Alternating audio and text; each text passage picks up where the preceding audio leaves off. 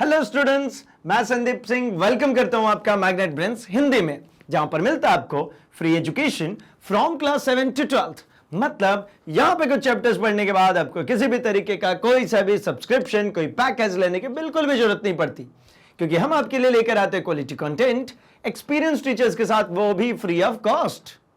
तो जैसा कि हम मिला करते हैं हमारे फिजिक्स सब्जेक्ट के साथ, और अब हम डिस्कस कर रहे हैं हमारे चैप्टर नंबर 4 जो कि है समतल में गति।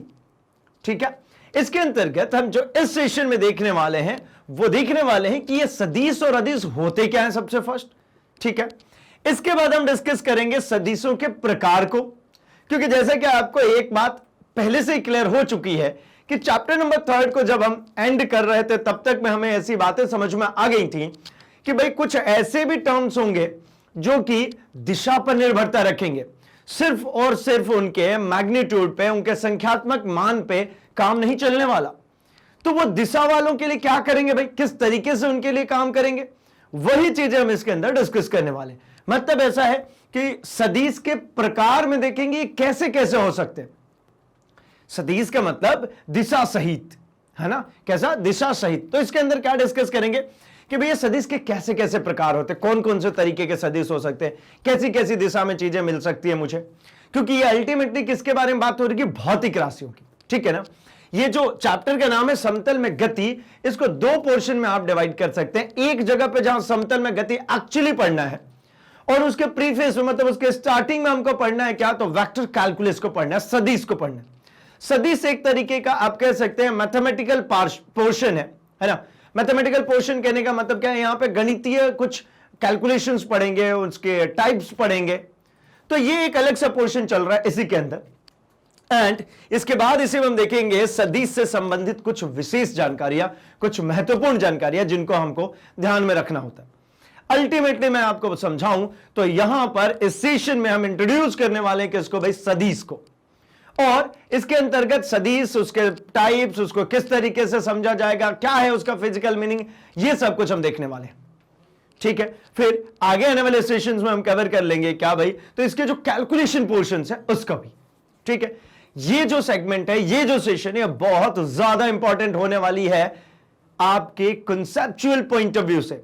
और जैसा कि मैं हर बार आपसे कहता हूं कि भाई फिजिक्स, या यूं कहूं कि साइंस, इसका मतलब ही होता है क्या, कॉन्सेप्ट्स। और वो कॉन्सेप्ट्स तब तक आपके नहीं है जब तक उनको आप अपना लें। और अपनाने के लिए क्या करना होता है भाई, तो उसको सीखना होता है, समझना होता है, एंड उसको अप्लाई करना होता है, जो कि हम क्वेश्चंस के माध्यम से कोशिश करते हैं आप तक पहुंचाने की। और आप अगर उसको सॉल्व कर डालते हैं तो भैया वो पूरे कॉन्सेप्ट्स आपके हुए। ठीक है ना, तो ये पूरा सेगमेंट जहां से हम लोग डिस्कस करने शुरू कर रहे हैं हमारे सदिश को, वो पूरा सेगमेंट भाई आप किसी भी कॉम्पिटिटिव एग्जाम की तैयारी कर रहे हो, चाहे आप आईआईटी जेईई के लिए हो, आप नीट एस्पिरेंट हो, या फिर आप बोर्ड के लिए स्पेसिफिकली डिस्कस करें, सभी जगहों पर इसकी इंपॉर्टेंस है, क्योंकि ये कैलकुलेशन है। तो भैया जब इतना सब कुछ होने वाला है सेशन में, तो शुरू कर लिया जाए ना इस सेशन को। तो फटाफट हम इसको शुरू करते हैं। हमारे सबसे पहले टॉपिक अदिश और सदिश के लिए। तो अदिश और सदिश से हमको समझ में आता है कि भैया ये क्या है, ये है भौतिक राशियां। क्या होते हैं भाई, भौतिक राशियां। और भौतिक राशियां क्या होती है, तो भौतिक राशियों के लिए आप इस तरीके से कुछ समझ सकते हैं कि जो भी फिजिकल एक्टिविटी चल रही है, जो भौतिक कुछ भी घटनाक्रम चल रही है, उस भौतिक घटनाक्रम को रिप्रेजेंट करने के लिए, उसको व्यक्त करने के लिए हमें कुछ मैथमेटिकल टूल्स की आवश्यकता पड़ती है। हमें कुछ मैथमेटिकल नंबर्स की आवश्यकता पड़ेगी, हमें कुछ इकाइयों की आवश्यकता पड़ेगी, हमें दिशा बताने की आवश्यकता पड़ेगी।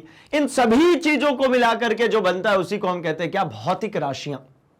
जो कि हमने पूरा एक चैप्टर देख रखा है, हमारा चैप्टर नंबर 2 मूलभूत भौतिक राशियां, जिसके अंदर में हमने डिस्कस किया मात्रक और मापन चैप्टर के अंतर्गत, जहां पे हमने समझा कि भाई कुछ भी एक्सप्रेस करना है मतलब आपको एक मैथमेटिकल नंबर चाहिए, और उसके साथ में उसकी क्या चाहिए, इकाई चाहिए। और एक बात समझ में आई वहीं पे कि भैया कुछ ऐसे भी लोग होंगे जो सिर्फ और सिर्फ नंबर और उसकी इकाई से व्यक्त नहीं होंगे, तो उनके लिए दिशा भी बतानी पड़ेगी। और एक चीज समझा था, कुछ ऐसे हैं जिनको इकाई की जरूरत ही नहीं पड़ती। कौन है ये लोग, किस तरीके से होता है ये, शुरू करते हैं हम। आइए चलिए देखते हैं। तो देखिए, वह राशियां क्या कह रहे हैं भाई, वह राशियां जिससे भौतिक के नियमों को समझाते हैं वह भौतिक राशियां कहलाती हैं। एक भौतिक राशि को पूर्ण रूप से व्यक्त किया जाता है। कैसे किया जाता है भाई, तो तीन तरीके हैं। यदि सिर्फ परिणाम दिया हो, यदि परिणाम और इकाई दोनों दी हो, या फिर परिणाम, इकाई और दिशा, तीन चीजें की बनो।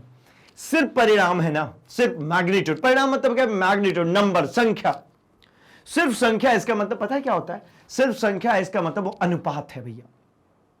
अगर आप कहीं पर भी अनुपात निकालते हैं, रेशियो निकालते हैं, तो क्या लिखते हैं, लिखते हैं ना कि यूनिटलेस है, इसकी कोई विमा नहीं है, कोई डायमेंशन नहीं होती उसकी।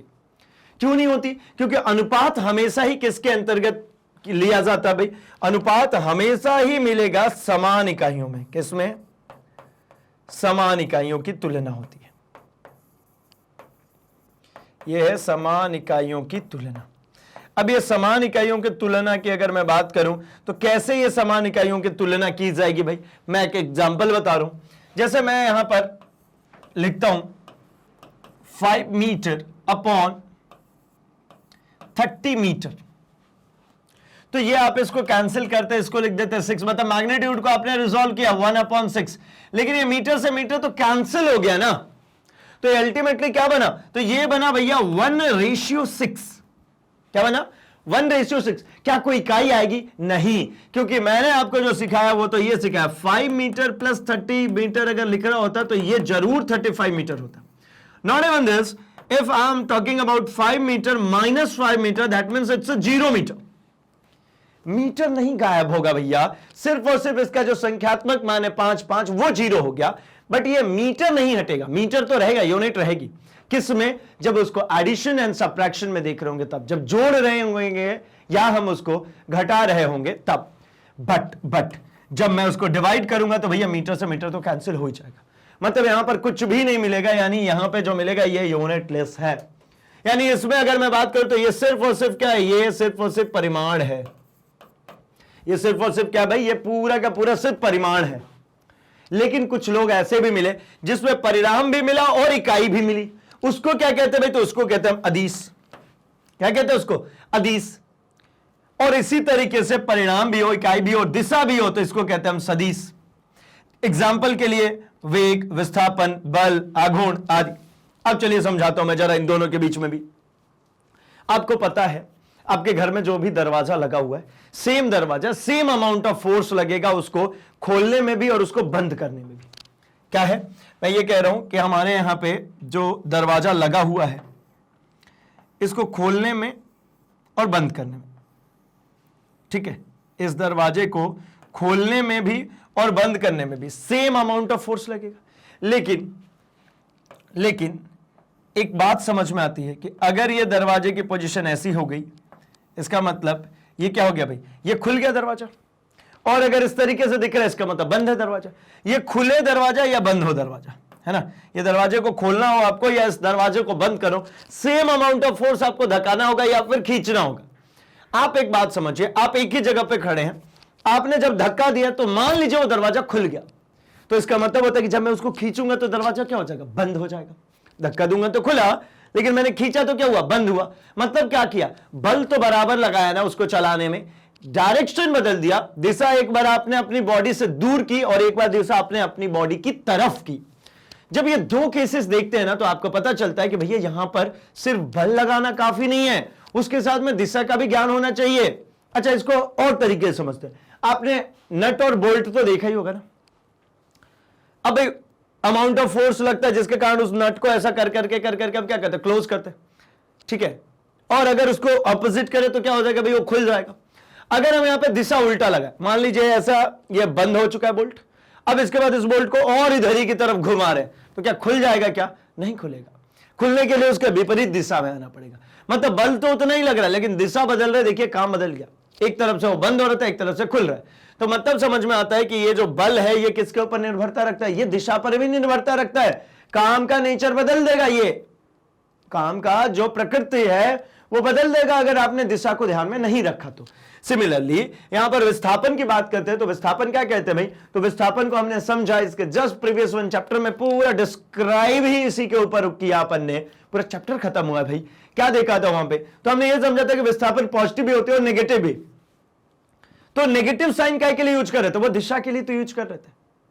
अगर कहीं घर से मान लीजिए स्कूल जाना पॉजिटिव कहते हैं, तो स्कूल से घर आना क्या कहते हैं? नेगेटिव। तो यहां पर भी मेरे को डायरेक्शन की जरूरत पड़ती है, और विस्थापन पर ही बेस्ड होता है वेग, तो वेग में भी हमको दिशा की जरूरत पड़ेगी। इसी तरीके से एक और टॉपिक हमने देखा था कि अभी त्वरण, वहां पर भी दिशा चाहिए। जबकि अगर अदिश की बात करते हैं तो यहां पर देखिए द्रव्यमान है, आवेश है, धारा है, इनको दिशा की कोई आवश्यकता नहीं है, इनको एक्सप्रेस करने के लिए दिशा की आवश्यकता नहीं है। जैसे द्रव्यमान की बात करते हैं, हम कहते हैं 15 kg, क्या इसको दिशा बताना पड़ेगा क्या आपको? 15 kg किस दिशा में, ऐसा कुछ? 15 मिनट्स, क्या इसको कुछ आपको दिशा बतानी पड़ेगी इसके अंदर में? तो आप कहेंगे बिल्कुल नहीं। मतलब अब बात समझ में आ गई होगी ना कि कुछ लोग हैं जिनको दिशा चाहिए, कुछ लोग हैं जिनको दिशा नहीं चाहिए, और कुछ हैं जिनको इकाई भी नहीं चाहिए। इकाई नहीं चाहिए तो रेशियो है, दिशा नहीं चाहिए तो वो क्या है भैया? तो वो हो गए हमारे क्या? अदिश। और दिशा भी चाहिए तो वो हो गए क्या? सदिश। ध्यान रखेंगे यहां पे सिर्फ परिमाण है, यहां पे परिणाम और इकाई, या परिणाम इकाई और दिशा 3 हुई। अब आई होप ये बात क्लियर होगी इन जनरल। ठीक है, ये पॉइंट मैं इन जनरल क्यों कह रहा हूं? क्योंकि इसको अब स्पेसिफाई करके हम देखने वाले हैं, और जब मैं इसको स्पेसिफाई करूंगा तब देखिए ये किस तरीके से बदलता है। तो भैया समझेंगे, कुछ भौतिक राशियां जिन्हें परिणाम, इकाई तथा दिशा से पूर्ण रूप से व्यक्त नहीं किया जा सकता, इनको हम कहते हैं भैया टेंसर्स। क्या कहते हैं इनको? टेंसर। अब टेंसर का क्या कमाल है भाई? तो टेंसर कई ऑर्डर का है। टेंसर अगर 0 ऑर्डर का है मतलब उसमें क्या है भाई? तो टेंसर अगर 0 ऑर्डर का है, इसका मतलब वो अदिश है, उसमें कोई दिशा नहीं है। क्या है? अदिश है, उसके अंदर कोई दिशा नहीं है। टेंसर का मतलब थोड़ी देर के लिए आप समझ सकते हैं दिशा। 0 ऑर्डर का मतलब क्या भाई? तो 0 ऑर्डर से मतलब है कि भाई इसका दिशा का कोई मान नहीं है। ठीक है, इसके बाद बात करें कि अगर वो फर्स्ट ऑर्डर का हो तो उसमें एक दिशा आएगी, सिर्फ एक ही दिशा, मल्टीपल डायरेक्शन नहीं। कितनी दिशा भाई? एक सिंगल डायरेक्शन। तो इसको हम कहते हैं क्या भाई? सदिश। इसी तरीके से हम जब बात करेंगे सेकेंड ऑर्डर की, किसकी? सेकेंड ऑर्डर, 2 ऑर्डर होंगी अगर उसकी, किसकी भाई? टेंसर की, तो उसको हम कहते हैं अव्यूह, उसको कहते हैं मैट्रिक्स। ठीक है, इसी तरीके से थर्ड ऑर्डर होगा तो उसको हम कहते हैं क्या? डायडेक्स। अगर इसी तरीके से फोर्थ ऑर्डर होगा तो ट्राइडेक्स, फिफ्थ ऑर्डर होगा तो पेंटाडेक्स। ठीक है ना, फिर हेक्साडेक्स। इसी तरीके से ये ऑर्डर आगे की तरफ चलते रहेंगे। एक और मजेदार बात बताते चलूं, हमें यह अदिश, अब से पहले जितने भी कैलकुलेशन आप करके आ रहे हैं ना, वो सब अदिश था। जितने भी आप क्लास 10 तक में जो जो चीजें पढ़ करके आ रहे हैं, वो सब कौन था भाई? वो सब अदिश था। और इसके बाद में अब जो हम यहां से सीखेंगे वो कौन सी चीज सीखेंगे भाई? सदिश। और सदिश के लिए मैंने कितनी दिशा बता रहा हूं? एक टाइम पे एक ही दिशा।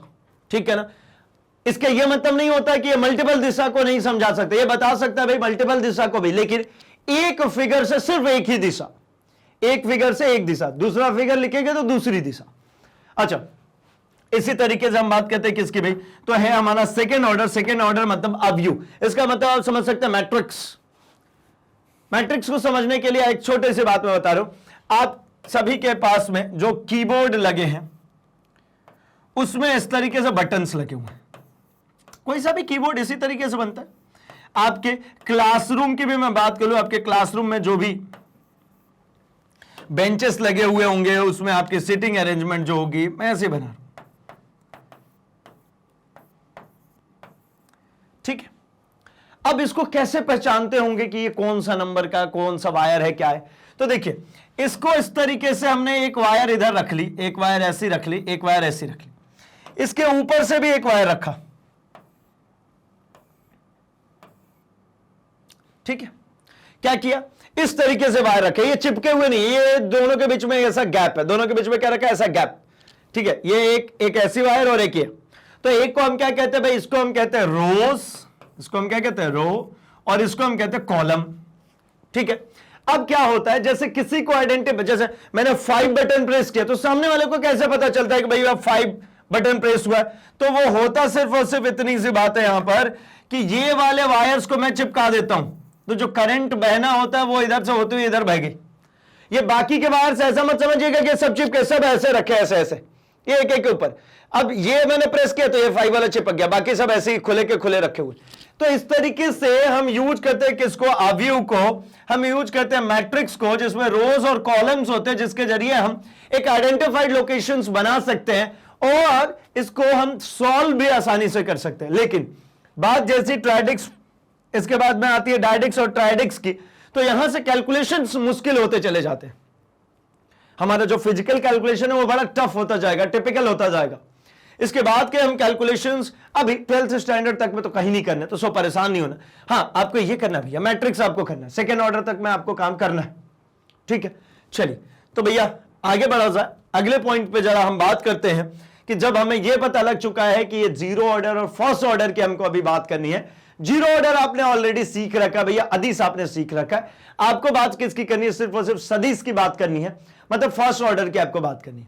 तो जब फर्स्ट ऑर्डर की आपको बात करनी है तो यहां पर देखिए सदिश अल्टीमेटली क्या है, तो देखिए सदिश यदि एक भौतिक राशि की इकाई तथा परिणाम के अलावा, सदिश को अगर आप डिफाइन करना चाहते हैं तो क्या कह सकते हैं, एक भौतिक राशि की इकाई और उसका जो परिणाम है उसके अलावा क्या क्या चीजें और होनी चाहिए, तो मैं उसको कहूंगा कि भैया वो सदिश है। कौन कौन सी ऐसी चीजें होनी चाहिए, तो सदिश का मतलब ये ना नाम से क्लियर है, क्या, दिशा सहित। सदिश का मतलब क्या है, दिशा सहित।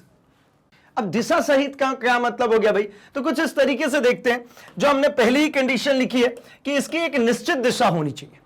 अब निश्चित दिशा में क्या, तो आइए देखते हैं हम जरा कुछ कुछ बातें। क्या हुआ, एक पॉइंट ए पर, ठीक है ना, पॉइंट ए पर से ये है भाई कोई, है ना, अलेक्जेंडर नाम का आदमी, और ये क्या कर रहे हैं, ये चल रहे हैं, किधर चल दिए भैया अलेक्जेंडर, ये चल दिए ईस्ट में, मतलब किधर चल रही है, ये चल रहा है पूर्व की दिशा में, ठीक है। तो क्या हुआ होगा भाई, सोच रहे होंगे कुछ ना कुछ, तो ये कुछ ना कुछ सोचते सोचते सोचते इधर की तरफ बढ़ते चले जा रहे हैं। कुछ देर के बाद हमको समझ में आया कि भैया ये जो है ना, ये 50 मीटर जो है, ठीक है, ये 50 मीटर करीब करीब किधर चले गए, पूर्व की दिशा में चले गए। फिर क्या हुआ, तो फिर कुछ इस तरीके से हम ऐसा सोच सकते हैं कि ये कंडीशन ऐसी है कि इसको मुझे एक्सप्लेन करना होगा, तो मैंने कहा 50 मीटर और किधर, पूर्व, मतलब मैंने क्या क्या चीजें दी, तो देखिए ये 50 जो लिखा है ना, ये क्या हो गया, ये हो गया इसका संख्यात्मक मान। ये क्या है भैया, ये है इसका संख्यात्मक मान। अच्छा, मीटर को क्या कहेंगे, ये मीटर जो लिखे हैं, ये मीटर में क्या है भैया, तो ये जो मीटर लिखा हुआ है, ये मीटर बता रहा है मुझे क्या, इसकी इकाई, ठीक है ना, इसकी इकाई। और ये पूर्व क्या है, तो ये पूर्व ही तो है वो दिशा जिसके कारण ये अलग हो गया, किससे, अदिश से, ठीक है, मतलब इसमें एक दिशा की। अब क्या होगा भाई, तो अब सिंपली ये हुआ कि भाई ये एक बार तो ऐसे चले, थोड़ी देर के बाद क्या किया इन्होंने, ये भैया चलते चलते चलते चलते पहुंचे, किधर चल रहे थे, ये चल रहे थे पूर्व में, और इसके बाद में ये चलना शुरू कर दिए किधर भाई, तो इधर की तरफ अब चलना शुरू कर दिए ये पश्चिम में। पहले चल रहे थे किधर, पूर्व में, फिर किधर चलना शुरू कर दिया, पश्चिम में। ये कुछ दूरी तक चल करके गए थे, मान लेता हूं मैं ये बी पोजीशन तक चल के गए थे, ठीक है। अब कुछ ना कुछ सोच रहे भाई, है ना, लेखक आदमी है ये, और लेखक आदमी है तो कुछ ना कुछ तो सोचेंगे ना यार, बिना सोचे कैसे होगा। तो आदमी क्या करता है, लेखक आदमी ऐसा टहलते टहलते कुछ ना कुछ सोच रहा होता है, तभी तो ख्याल आता है दिमाग में। चलिए, तो पूर्व में गए, हमने ऐसे एक्सप्लेन किया, पश्चिम में आए तो हमने इस तरीके से एक्सप्लेन किया। अब मैं ऐसा कहना चाहता हूं कि जो पश्चिम में आ रहे हैं ना, इसको थोड़ा सा मैं मॉडिफाई कर लेता हूं। ये पश्चिम में जो आ रहे हैं इसको थोड़ा सा मॉडिफाई करता हूं। मैं कहता हूं भैया पश्चिम में ये यहीं तक आए, यहीं पर आकर रुक गए। अच्छा, तो जाते समय मान लेता हूं मैं, इस बारी, पहली बार में तो 50 चल गए थे भाई साहब, इस बारी मैं कहता हूं कि ये चले थे कितना भैया, 5 मीटर, ठीक है, और वापस आए तो वापस आते समय कितना मीटर चल के आगे भाई, तो मान लेता हूं मैं 3 मीटर, 5 गए और 3 मीटर वापस आ गए। इस समय पे क्या हुआ भाई, तो इस समय में समझ में आ रहा है कि एक बार इसकी 5 मीटर पूर्व दिशा, 3 मीटर पश्चिम दिशा। एक और मैटर है, एक और कंडीशन हो सकती है। क्या कंडीशन हो सकती है भाई, कि ये जो है ना, ये यहां से टहलते हुए पहुंचे यहां तक, 5 मीटर टहलते हुए ये चले गए, ठीक है। एक काम करता हूं मैं, इसको 4 मीटर ले लेता हूं, 4 मीटर इधर से टहलते हुए गए, और इसके बाद क्या किया भाई, तो इन्होंने ये, अब इन्होंने यहां तक गए पूर्व की दिशा में, और यहीं से ये किधर चलना शुरू कर दिया भाई, तो ये इन्होंने चलना शुरू कर दिया उत्तर की दिशा में, ऊपर की तरफ, मतलब उत्तर की दिशा में। और कुछ देर के बाद पता चला कि ये 3 मीटर और चल के यहां कहीं पे रुक गए। मतलब क्या क्या समझ में आया भाई? ये 3 मीटर उत्तर की तरफ में चल करके रुक गए। अब क्या करना होता है, तो मुझे यहां पे समझ में आता है ये पूर्व और 3 मीटर उत्तर। यहां पे अब एक छोटी सी बात सिखाता हूं जहां से आपको समझ में आ जाएगा इस दिशा की इंपॉर्टेंस। तो एक राशि, एक भौतिक राशि लेते हैं हम, जिसका नाम है क्या भाई? विस्थापन। क्या नाम है? विस्थापन। किसको कहते हैं विस्थापन? तो हम कहते हैं ना अंतिम बिंदु तथा प्रारंभिक बिंदु, अंतिम बिंदु तथा प्रारंभिक बिंदु के बीच की दूरी, इसके बीच की दूरी, इन दोनों के बीच की दूरी, किसके किसके भाई? अंतिम और प्रारंभिक। अब अंतिम और प्रारंभिक के बीच की दूरी अगर हमको ज्ञात करनी है तो कैसे कैसे काम करेंगे? तो जरा देखिए, यहां पर हम थोड़ा सा समझते हैं, यहीं से शुरुआत करते हैं। तो ये रहा उसका प्रारंभिक बिंदु ए, ठीक है। ये थोड़ी देर बाद पहुंचे थे कहां पर भाई? ये पॉइंट था बी, और ये फाइनल पोजीशन सी। तो ये वाला पॉइंट कितना होगा? ये जो चले होंगे यही होगा ना विस्थापन। अंतिम और प्रारंभिक बिंदु के बीच की दूरी, कौन सी दूरी? बीच की, इसको मैं मिटा के लिखता हूं, के बीच की न्यूनतम दूरी। कौन सी दूरी भैया? न्यूनतम दूरी। तो न्यूनतम दूरी यहां पर क्या है? अगर ये राइट एंगल ट्रायंगल जैसा दिख रहा है तो 4 मीटर का बेस, 3 मीटर का ये, तो ये इसका जो कर्ण होगा पाइथागोरस के प्रमेय से आपने पढ़ा है, कितना होगा? ये 5 मीटर की हो जाएगी। ये कितने की हो जाएगी? 5 मीटर की। अब 5 मीटर तो हो गई, ये बात तो सही है, लेकिन दिशा कौन सी होगी? क्या ये सी की दिशा होगी? तो मैं कहूंगा नहीं भैया, इसकी जो दिशा होगी ये दिशा होगी ये वाली। अच्छा, तो ये कैलकुलेट कैसे होगी? तो भैया इसके लिए हमको थोड़ा सा पढ़ना पड़ेगा। किसको? हमारे सदिश के सारे कैलकुलेशंस को, ठीक है। वहां से हम इसकी दिशा भी आइडेंटिफाई कर रहे हैं। कुछ और बातें करते हैं हम। अगर यहां पे बात करना चाहें तो यहां पर वो कितना चला है भाई? तो मैं तो कहता हूं कि वो 5 मीटर चला है, प्लस कितना चला है भाई? 3 मीटर चला है। 5 मीटर चला है प्लस 3 मीटर चला है, मतलब कुल मिलाकर के अगर मैं देखूं तो इसको मैं लिख सकता हूं कि भैया ये कुल चला है कितना? 8 मीटर। कुल कितना चला है? कितना? 8 मीटर। 5 मीटर इधर और 3 मीटर इधर। लेकिन जैसे ही यहां पर विस्थापन की बात करता हूं तो आप कहेंगे कि भैया आप ऐसे नहीं लिख सकते, आप लिख सकते हैं 5 metre plus minus of 3 metre. 5 metre गया और 3 मीटर क्या हुआ? वापस आ गया, तो 5 metre plus minus of 3 metre. अच्छा, ऐसा होगा क्या? तो भैया ये रिजल्ट तो आ गया 2 मीटर। ये रिजल्ट कितना आ गया? 2 मीटर। और इसी तरीके से मान लीजिए ये ए से यहां पर बी तक पहुंचे हैं और फिर यहां से चलना, फिर से यहां से चलने के लिए इनको मन किया और आगे टहलते हुए चले गए और आगे और चले गए कितना? 30 मीटर। तो यहां पर अगर करते हैं हम तो ये दोनों किस तरीके से मिलेगा भाई? तो यहां पर मिलेगा 50 मीटर पूर्व प्लस 30 मीटर भी कैसा? पूर्व। अल्टीमेटली ये मिल गया कितना? 80 मीटर पूर्व में। अर्थात एक बात को समझ में आ रही है क्या? यहां पर अगर मैं कहता हूं तो 4 प्लस 3 जुड़ करके यहां पर 7 मीटर होना चाहिए था, लेकिन हुआ कितना? 5 मीटर। यहां पर 5 और 3 जुड़ करके 8 होना चाहिए था, लेकिन हुआ कितना? 2 मीटर। और यहां पर तो 5 मतलब 50 और 30 है ना। एक काम क्यों ना करूं, मैं इसको भी मैं वही कर लेता हूं भाई, 5 और 3, ताकि वो नंबर सेम लगेंगे आपको। ये 5 मीटर कर देता हूं, इसको 3 मीटर कर देता हूं, ठीक है ना। ये 5 मीटर हो जाए और ये 3 मीटर, तो ये 8 मीटर ही रहेगा। अब ज्यादा समझिए ना, ये सबके केस में कैसा दिख रहा है? ये सब कुछ तो वैल्यूज अलग अलग दिखने लगे भाई, कहीं पे कुछ और, कहीं पे कुछ और, कहीं पे कुछ और। मतलब एक बात समझ में आती है कि भाई यहां पे सिर्फ और सिर्फ हमें उसकी पूरी दूरी कैलकुलेट करने से काम नहीं चलेगा, मुझे उसका जब विस्थापन कैलकुलेट करना तो उसकी दिशा भी कैलकुलेट करनी पड़ेगी। तो ये दिशा इसने कैसे कह दिया कि भैया ये 3 मीटर हो जाएगा? कैसे कह दिया कि ये 3 मीटर जो है ये माइनस का हो जाएगा? कैसे पता? यहां पर ये 5 कैसे आएगा? चलो इस 3 को आप तो कह दोगे कि सर ये इधर आ रहा है, ये इधर आ रहा है, तो एक इधर जा रहा है, दूसरा उसके विपरीत आ रहा है, तो मैंने माइनस कर दिया, चलो भैया हो गई बात खत्म। लेकिन हुई क्या? तो ये 5 समझाओ भैया, ये 5 कैसे आ गया? वहां तो या तो 7 हो जाना चाहिए था, है ना। ये 4 इधर और 3 इधर, 7 होना चाहिए। 5 कहां से आया? और दिशा कैसे आएगी? तो अल्टीमेटली सदिश का मतलब अभी आपको समझ में आ गया होगा कि भैया इसमें क्या होगी? एक निश्चित दिशा तो होनी चाहिए, लेकिन क्या सिर्फ एक निश्चित दिशा है तो वो सदिश हो गया क्या? तो ना भैया, सिर्फ एक निश्चित दिशा है तो वो सदिश नहीं है। क्या होना चाहिए? और समझिए, यहां पर ना ये दो सदिशों के बीच का जो कोण होता है, जो एंगल होता है, वो मैटर करता है। उसी के कारण ये 5 हुआ है, ये दोनों कोणों के एंगल की वजह से। उसी के कारण ये 2 मीटर हुआ है और उसी के कारण ये 8 मीटर भी हुआ है। आप कहोगे ऐसे कैसी बात कर रहे हो भैया, ऐसा थोड़ी होता है। तो भैया ऐसे ही होता है। क्या होता है? तो देखिए, अगला एक नियम है, वो नियम कहता है कि भैया समांतर के योग का नियम का पालन होना चाहिए। अर्थात जो आर है वो a vector plus b vector plus 2ab cos theta, है ना, a square plus b square plus 2ab cos theta, ये होल का √1/2। ये अल्टीमेटली लिखा हुआ है r इज इक्वल टू √ऑफ a square plus b square plus 2ab। देखिए भैया, अभी तक मैंने आपको कुछ बातें अभी तक सिखाई नहीं है। कौन सी? कि वेक्टर किस तरीके से रिप्रेजेंट होंगे, ठीक है ना। हम आ रहे हैं वहीं पर, अगले पॉइंट में हम वहीं तक आ रहे हैं। लेकिन अभी के लिए आपको सिंपली समझा दूं तो भैया, हमने जो छोटी मोटी बातें जो हमने सीख रखी है, वो हमने ये तो सीखा ही है ना कि वेक्टर कैसे इंट्रोड्यूस होता है भाई। तो कोई भी अल्फाबेट उसके ऊपर एक एरो बना देते तो वेक्टर हो जाता है, ठीक है।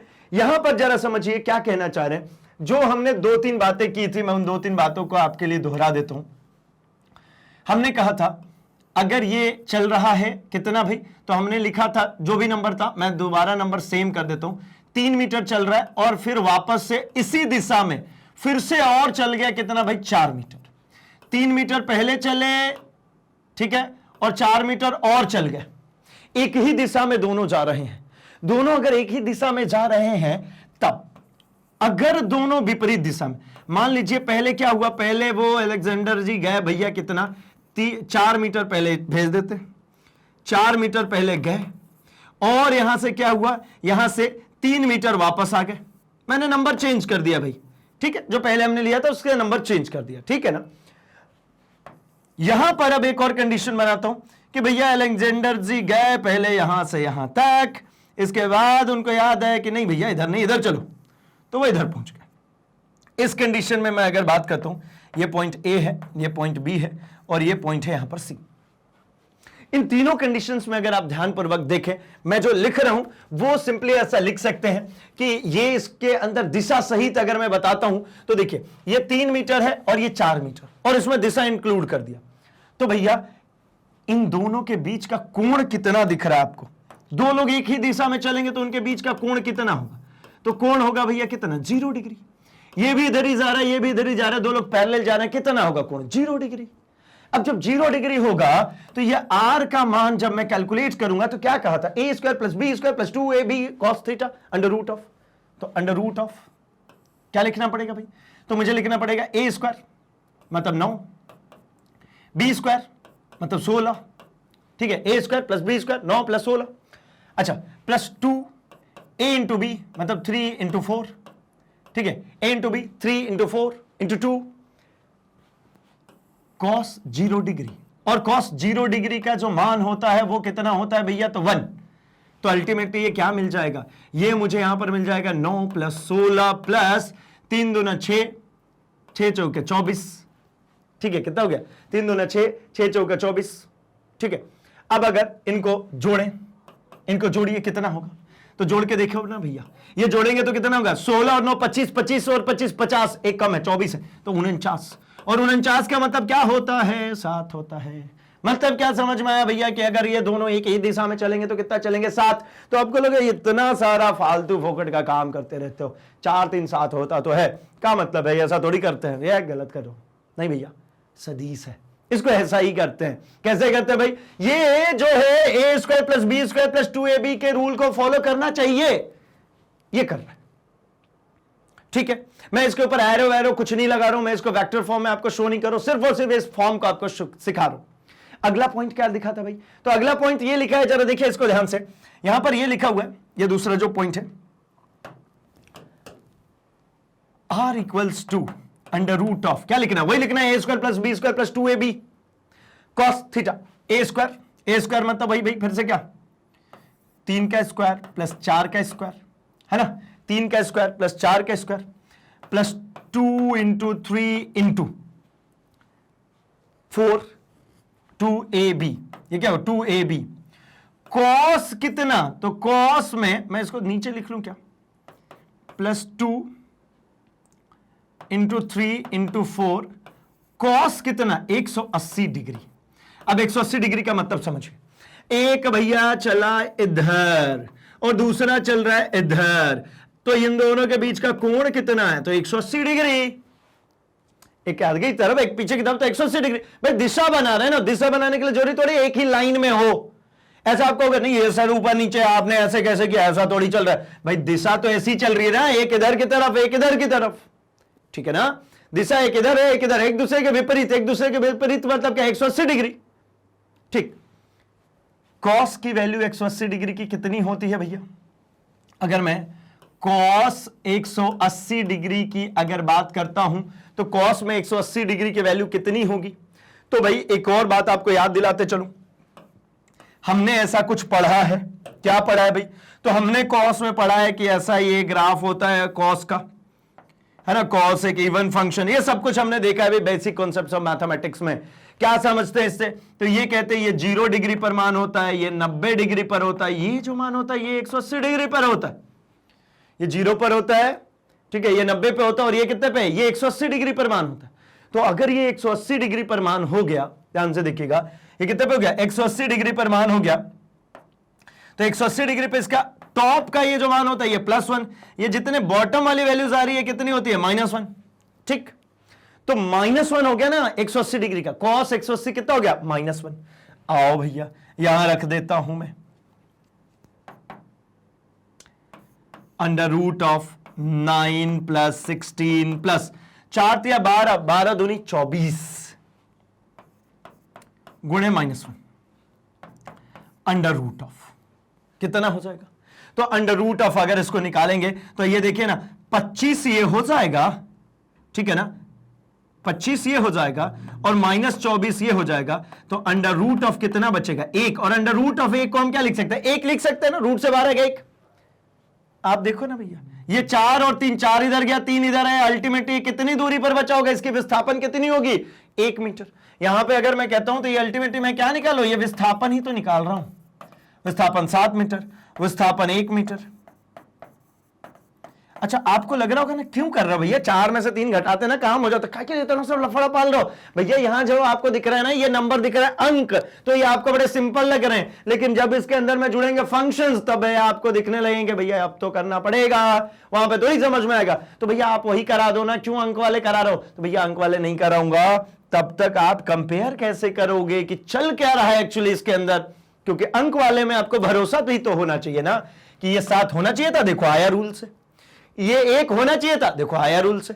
अब इसके अंदर क्या करूं मैं, तो इसके अंदर भैया आप क्या करना है कि वही फिर से काम करना है, कौन सा काम, तो अब मुझे फिर से वही करना है, r बराबर √, सीधे लिखू ना 9 + 4।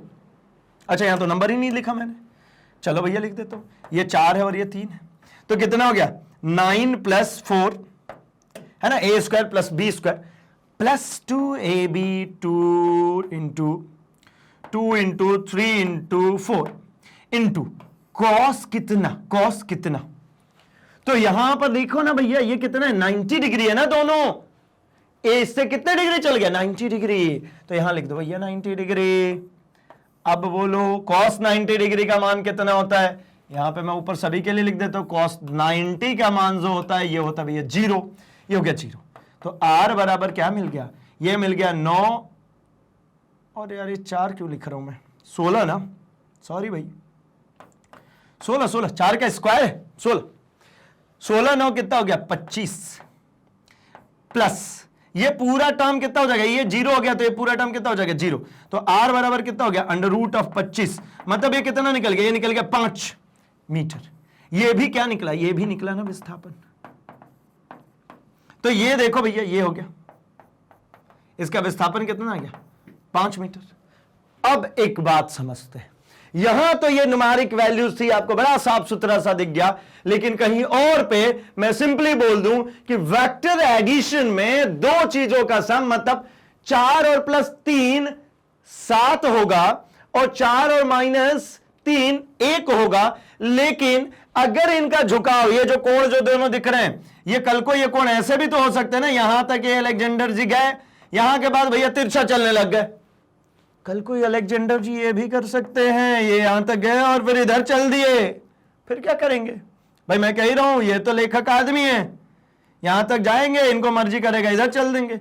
ये देखो ना, ये कोण बदल रहा है, ये कोण बदल रहे हैं, ये कोण बदल रहा है, ये कोण बदलेगा तो ये वैल्यू ऐसी ही नहीं दिखेगी, ऐसी बिल्कुल साफ सुथरी, ये वैल्यूज कुछ भी आ सकती है, कुछ भी। मतलब मैं ऐसा कहता हूं कि भैया इन दोनों का सम हर बार जरूरी नहीं है कि ऐसे ही बिल्कुल स्पेसिफाइक, मतलब स्पेसिफिक नंबर्स देखने को मिले, कुछ और भी हो सकता है भाई। कैसे कैलकुलेट होगा? तो कैलकुलेट इसी तरीके से होगा कि भैया ये इस रूल को फॉलो करना चाहिए, तभी वो वेक्टर के अंतर्गत आएगा, नहीं तो वो वेक्टर नहीं है। पहला क्या है भाई? दिशा होना चाहिए। सिर्फ दिशा होना काफी है क्या? ना भैया, इसके साथ में r equals to under root of a square plus b square plus 2ab cos theta को भी फॉलो करना चाहिए। और है क्या कुछ? तो है ना, योग क्रम विनिमय होना चाहिए, मतलब a प्लस बी जो होता है वही b प्लस ए भी होना चाहिए। आपने तो नहीं किया, आपने तो हर कुछ किया। नहीं भैया, हमने किया। आओ देखो, मैंने कहीं पे देखो, यहीं पे मैंने कहीं पे 3 और 4 को लिया, ठीक है ना, ये 3 और 4 के लिए लिया, ठीक है। कहीं पे मैंने इसको a की जगह लिया, कहीं पे मैंने इसको b की जगह लिया, कहीं पर a की जगह, कहीं पर b की जगह। यहां पर देखिए वैल्यू चेंज कर करके, मतलब क्या समझ में आ रहा है भाई? कि अगर यहां पर कह रहे हैं कि 4 वेक्टर प्लस 3 वेक्टर जो होगा वही होना चाहिए, वही होना चाहिए कैसा भाई? 3 वेक्टर प्लस 4 वेक्टर। मतलब ऐसा कह सकते हैं कि a प्लस बी जो होगा वही होना चाहिए b प्लस ए में भी। तो यह वेक्टर लगा दो भैया। मैं नहीं लगा रहा हूं। क्यों नहीं लगा रहे? मैं ऐसा कह रहा हूं कि ये a एक किसी वेक्टर को रिप्रेजेंट कर रहा है, b भी किसी एक वेक्टर को रिप्रेजेंट कर रहा है। हम अभी वेक्टर को इंट्रोड्यूस नहीं कर रहे हैं, ये ऊपर एरो एरो वाला खेला अभी खेला नहीं है। तो भैया थोड़ी देर के लिए पॉज करते हैं ना, इसको हटाते ही है ना, इसको समझ लेते हैं, फिर तो लगाना ही लगाना है उसके ऊपर। तो देखिए, मतलब यह समझ में आता है कि अगर कोई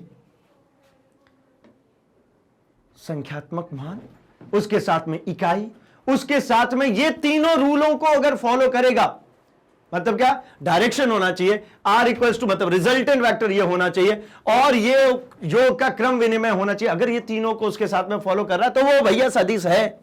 क्या है वो? सदिश है। और अगर अकेला उसके अंदर सिर्फ संख्यात्मक मान और उसकी इकाई है, दिशा विशा का कोई लेना देना नहीं है, तो वो क्या है भैया? वो है हमारी स्केलर, वो है हमारी क्या? अदिश राशि। चल, बात खत्म हुई क्या? हो तो गई, लेकिन मैं एक छोटी सी बात बता दूं, एक फर्जी बात किसको कहते हैं भैया? उसको जो सिर्फ हम अपने लिए बनाते हैं, दूसरों को नहीं बता सकते। तो आप क्यों बता रहे हो? अरे भैया मैं बताऊं, आप अपने हो ना, इसलिए आपको बताना पड़ेगा। कैसे बताओगे? तो भैया ऐसे याद रखना, देखो स्केलर और ये हो गया वेक्टर, ये वेक्टर का v, स्केलर का s। वेक्टर के v में यहां पे एरो लगाइए, देखिए सब एक ही पॉइंट से स्टार्ट हो रहे हैं। और स्केलर कैसा दिख रहा है भाई? जिगजैग ऐसा कुछ। ये वेक्टर कैसा दिख रहा है? ये दिख रहा है ना, ये बिल्कुल सीधा मतलब क्या? इसमें आप अगर ध्यान से देखेंगे तो आपको इसमें दिशा बिल्कुल स्पेसिफाइड है, दिशा फिक्स है, एक इधर और एक इधर। इसमें दिशा फिक्स है क्या? ये गोल गोल घूमता हुआ इधर आ गया, है ना, टेढ़ा मेढ़ा सा। तो भैया ये एस में कोई दिशा फिक्स नहीं आ रही है, ये कुछ भी घुमा फिरा करके चलता रहता है। वी में फिक्स है, वी बिल्कुल फिक्स है भैया, बिल्कुल ऐसा विक्ट्री साइन, ये एक इधर और एक इधर। याद रखने का फर्जी तरीका क्या था इसमें? तो इसमें यह था भैया, जिसमें दिशा आइडेंटिफाइड ना हो स्केलर है, और जिसकी दिशा आइडेंटिफाई हो जाए वो क्या है? वो वेक्टर है। जिसकी दिशा आइडेंटिफाई हो जाए, जिसकी दिशा फिक्स हो जाए, वो कौन है? वेक्टर है। वेक्टर है मतलब सदिश है। और जिसके पास में दिशा आइडेंटिफाई नहीं हो रहा वो स्केलर है। स्केलर मतलब क्या? अदिश है। चलो भाई, इतनी सी बात तो समझ में आ गई है क्या? कि सदिश का मतलब सिर्फ और सिर्फ क्या होगा? मैग्नीट्यूड, डायरेक्शन, मैग्नीट्यूड और डायरेक्शन, दोनों ही चीजें होंगी। और साथ में ये 3 जो रूल्स दिख रहे हैं वो उनको फॉलो करता हुआ पाया जाना चाहिए। तो अब क्या किया जाए? तो अब ये करते हैं भाई, क्या? एक नोट पॉइंट, कुछ ऐसी बातें भी तो होंगी ना जिसको हमको क्या करना पड़ेगा? मेमोराइज, हमेशा के लिए याद रखना पड़ेगा। तो मैं ऐसा कहता हूं कि जो सदिश राशियां होती हैं, ध्यान से सुनिएगा, जो सदिश राशियां होती हैं वो हमेशा ही एक भौतिक राशि होगी। सदिश राशि हमेशा एक भौतिक राशि होगी, लेकिन सभी भौतिक राशियां सदिश राशि होंगी इसकी कोई गारंटी नहीं है। क्योंकि भौतिक राशियां तो बहुत तरीके की देख ली हमने, सदिश भी देखी, अदिश भी देखी, लेकिन अगर वो सदिश है तो वो भौतिक राशि है। मतलब मैं ऐसा लिख सकता हूं, ये बहुत अच्छा सा तरीका है जिससे आप इजीली समझ सकते हैं। अगर कहीं पर आपके पास में लिखा हुआ है कोई भी भौतिक राशि, तो ये भौतिक राशि दो कैटेगरी में हो सकती है। कौन कौन सी भाई? या तो वो सदिश हो सकती है या फिर वो अदिश हो सकती है। अर्थात मैं ये कह सकता हूं कि सभी भौतिक राशियां सदिश नहीं है, लेकिन सभी सदिश राशियां जो होंगी ये भौतिक राशियां जरूर होंगी। बोले ये तो भैया कुछ परम्यूटेशन कॉम्बिनेशन टाइप की बातें करने लग गए, ऐसा थोड़ी होता है भाई। आप तो वेक्टर्स पढ़ा रहे थे, तो भैया वेक्टर्स ही पढ़ा रहा हूं मैं, परम्यूटेशन कॉम्बिनेशन थोड़ी। खैर होता तो ऐसा ही है ना, तो करें क्या? परम्यूटेशन कॉम्बिनेशन पढ़ा क्यों? मैथ्स पढ़ते क्यों है? साइंस के लिए मैथ्स पढ़ते भैया। मैं क्या के लिए? फिजिक्स में अप्लाई करने के लिए, बस ना। मैथ्स कोई सब्जेक्ट जैसा कुछ ऐसा फील मत लिया करो भैया कि मैथ्स कोई सब्जेक्ट, अरे यार क्या चल रहा है। नहीं भैया, maths is the language of science only. वो हमारे विज्ञान की भाषा है भाई, हम उसी के टर्म में बातचीत करते हैं। आपने अभी देखा कि हमने इधर थ्योरी तो लिखी थी, लेकिन हमने इधर जाकर के पूरे कैलकुलेशन बनाया, तब समझ में आया कि ओ ये चल रहा है। अच्छा, अच्छी बात है। आओ समझते हैं। यदि एक भौतिक राशि सदिश है तो उसकी दिशा होगी, परंतु इसका विपरीत सत्य हो या नहीं भी हो सकता है। मतलब कि कहीं पर उसके पास में है ना दिशा दी हुई है, तो वो जो है मतलब अर्थात एक भौतिक राशि के पास दिशा हो, यह भी सही हो भी सकता है या नहीं भी हो सकता। मतलब क्या? सदिश राशि है तो उसके पास में दिशा होगी, लेकिन ऐसा नहीं हो सकता कि सभी भौतिक राशियों के पास में दिशा होगी। ठीक है ना? जैसे समय, अब भाई समय क्या है? एक भौतिक राशि तो है, लेकिन डायरेक्शन है क्या? नहीं है। दाब, पृष्ठ तनाव, ये सब क्या है? इनके पास में ये सब भौतिक राशियां भाई, ये सब कुछ क्या है? ये सब भौतिक राशियां हैं, लेकिन क्या इनके साथ में दिशा है? नहीं। धारा आदि की जो है, मतलब यहां पे देखो समय है, इसके पास में आपको क्या देखने को मिलेगा भाई? समय है, इसके पास में कोई दिशा नहीं है। मतलब ऐसा कह सकते हैं कि इनके पास दिशाएं होती हैं, फिर भी ये सदिश नहीं। जैसे समय है, इसके पास में दिशा होती, कैसी दिशा? आपको भाई गाड़ी इस तरीके से एक पर्टिकुलर डायरेक्शन में चलती, कहते हैं क्लॉकवाइज और एंटी क्लॉकवाइज। दाब है, प्रेशर, जिसमें हमको पता होता है भाई इधर साइड से हम क्या करेंगे? फोर्स लगाएंगे। इसी तरीके से पृष्ठ तनाव है। पृष्ठ तनाव कैसा होता है भाई? मतलब खिंचाव, पृष्ठ का खिंचाव। धारा को तो बहुत आसानी से समझ सकते हैं भैया, जैसे पानी बह रही है ना, पानी बह रही है, खैर पानी चले जा रहा है भाई एक तरफ से दूसरी तरफ, तो इसके पास क्या होना चाहिए भाई? आपको भैया डायरेक्शन तो होनी चाहिए, लेकिन इनके पास कोई डायरेक्शन नहीं है। मतलब आदि के पास, इनके पास दिशाएं हैं, लेकिन ये क्या है? सदिश नहीं है। दिशा तो है इनके पास, लेकिन ये सदिश में काउंट नहीं होता। अब पूछेंगे क्यों नहीं होता भाई? आप तो यही तो कह रहे थे तब से कि जितनी भी सदिश राशियां होती हैं उनके पास दिशा होता है, और दिशा है मतलब वो सदिश राशि है। तो भाई नहीं, अब थोड़ा सा मॉडिफिकेशन किया हमने, 2 पॉइंट और भी तो लिखे। योग क्रम विनिमय रूल को फॉलो करना चाहिए, मतलब a plus b equals to b plus a होना चाहिए। और दूसरा क्या भाई? तो r equals to resultant equals to under root of a square plus b square plus 2ab cos theta. इन दोनों को फॉलो करना चाहिए, ये सब नहीं करते। जबकि मजेदार बात तो ये है, ये जो समय है ना, इसको खूब सारी जगहों पर हमने इस्तेमाल किया। प्रीवियस क्लास 10th क्लास में भी आप करके आए थे, क्लॉकवाइज एंटी क्लॉकवाइज, है ना, वामावर्त और दक्षिणावर्त दिशा। ठीक है, वो Maxwell screw rule and all में पढ़ करके आए ना, वहां पर आपने ऐसे ही तो क्या एंटी क्लॉकवाइज और क्लॉकवाइज, भैया वो दूसरों को दिशा बताने के काम में आता है और खुद के पास नहीं है। तो भैया मैं कहूंगा खुद के पास दिशा तो है, लेकिन सदिश नहीं है। दिशा है क्या? धारा की कोई दिशा नहीं होगी क्या? बिल्कुल होगी यार, धारा की एक तो पर्टिकुलर दिशा तो होगी, लेकिन वो सदिश नहीं है। चल ऐसे ही पढ़ते जरा। और कुछ भौतिक राशियां जैसे कि क्षेत्रफल, विद्युत द्विध्रुव, आघूर्ण तथा धारा घनत्व, ये सभी सदिश है जिनके पास एक निश्चित दिशा होती, लेकिन हमको देखने में लगता है कि भैया ऐसा नहीं होगा, इनके पास में कोई दिशा विशा नहीं होगी। ठीक है ना? कैसे? तो देखिए, क्षेत्रफल की जब मैं बात करता हूं, तो क्षेत्रफल को जब कभी भी मैं आपको एक्सप्लेन करूंगा तो आपको क्या लगता है? क्षेत्रफल में यार लंबाई गुणे चौड़ाई, उसमें दिशा का क्या लेना देना है? क्या ही मतलब है उसमें दिशा का? लेकिन एक बात समझिए, दिशा का वहां पर लेना है। देखिए, क्षेत्रफल की निश्चित दिशा होती है, वह क्षेत्र के लंबवत बाहर की तरफ, जबकि जरा देखिए, मैं इसकी बात करता हूं, ये क्षेत्रफल है, ये एक क्षेत्रफल है, ये दिख रहा है ना, ये एक पूरा क्षेत्रफल, इसकी एक दिशा है, किधर है? इस क्षेत्र के बिल्कुल लंबवत, इसकी एक दिशा है, और वो किधर है? क्षेत्र के बिल्कुल लंबवत। ये जो ds आपको दिख रहा है ना, ये छोटा सा, ये जो यहां पर ds दिख रहा है, ये ds का मतलब अल्टीमेटली क्या है? ये है इसको एक इंटीग्रल, छोटा सा एक टर्म, जिसको हम कह सकते हैं क्या भाई कि ये हमको निर्देशित कर रहा है छोटे से क्षेत्रफल को। किसको? छोटे से क्षेत्रफल को। इसको कैसे और समझ सकते हैं भाई? तो आप समझो ना, वो तरबूज देखा ना, तरबूज जब जब भैया हमको क्षेत्रफल समझाना होता है तब तो मेरे को तो तरबूज याद आता है। तरबूज आपने देखी है भाई, मैंने आपको ये वाला बात पहले भी समझा रखी है कि ऐसे तरबूज खरीदने जाते हैं तो वो क्या करता है, वो क्वालिटी टेस्ट कराता है भैया, वो ऐसा काट करके एक कटिंग्स बाहर निकाल देता है, ऐसे एक कटिंग काट करके बाहर निकाल देता है और फिर ये दिखाता है भैया ये देखो बिल्कुल लाल तरबूज है। तो ये जो काट करके निकाला है ना, ये ठीक है, इसी को आप कह सकते हो क्या, ये हमारा सरफेस वेक्टर। ये क्या मिलेगा मेरे को, सरफेस वेक्टर। क्यों कह रहा हूं, क्योंकि ऐसे ही बहुत सारे कट्स अगर मैं लगा देता हूं, यहां पर बहुत सारे कट्स मैं इसी तरीके से लगाते चले जाता हूं तो ये मुझे पूरा तरबूज मिल जाएगा।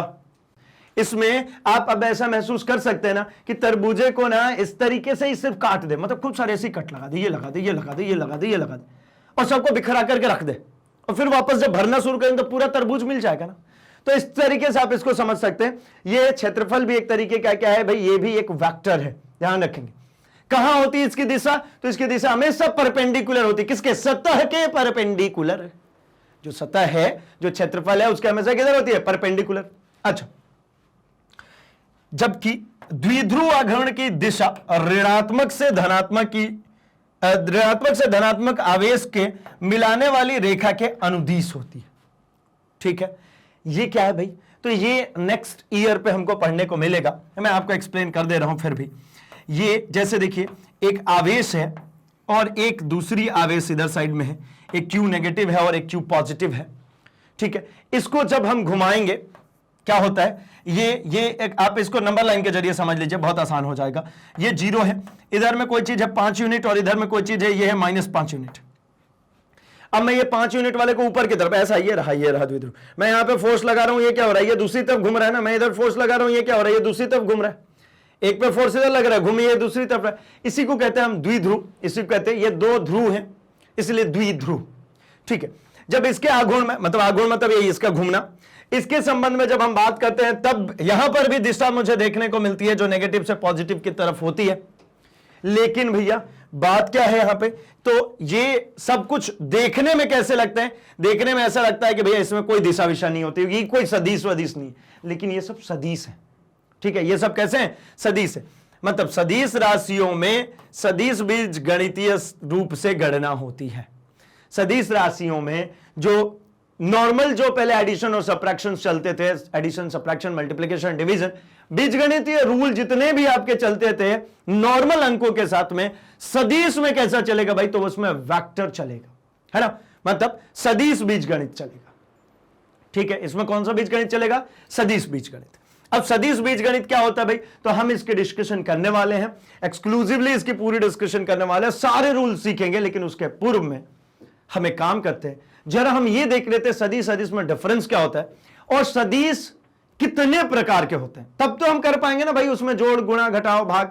ठीक, आइए तो सबसे पहले तो देख लें इन दोनों में अंतर, सदिश में और अदिश में।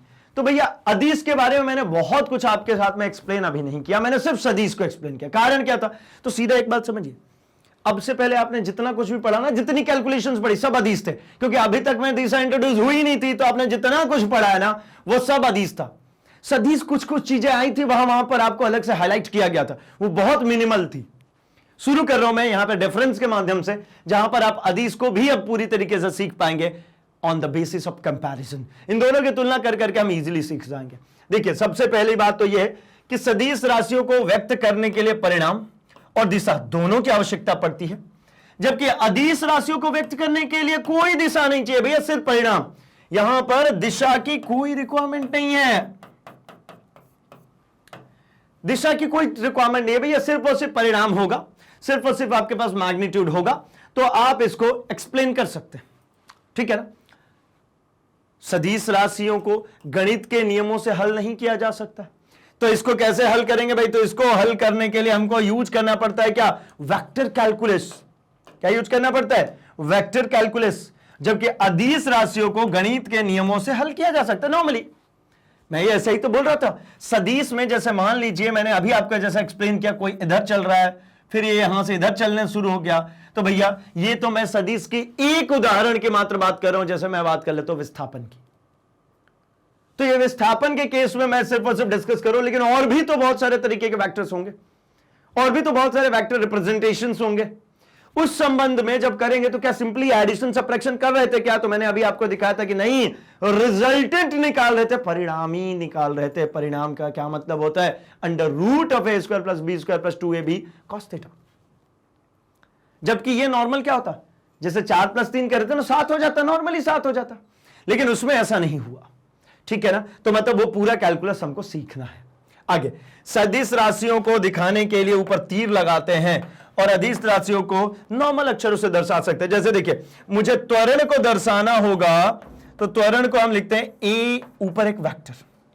इसी तरीके से मुझे विस्थापन को दर्शाना होता है तो मैं लिखता हूं भैया एक्स ऊपर एक वेक्टर, एरो। एरो ये एक्टर जो एरो लिखा हुआ है इसको वेक्टर पढ़ते। इसी तरीके से आपको वेग को दर्शाना है तो क्या लिखेंगे भाई? तो वी वेक्टर। बल को दर्शाना है क्या लिखेंगे? F vector. उसी प्रकार से जब यहां पर हम बात करेंगे किसकी? अदिश राशियों के लिए, तो अदिश राशियों के लिए जब हम बात करते हैं तो जैसे मैं बात कर लेता हूं मास, द्रव्यमान।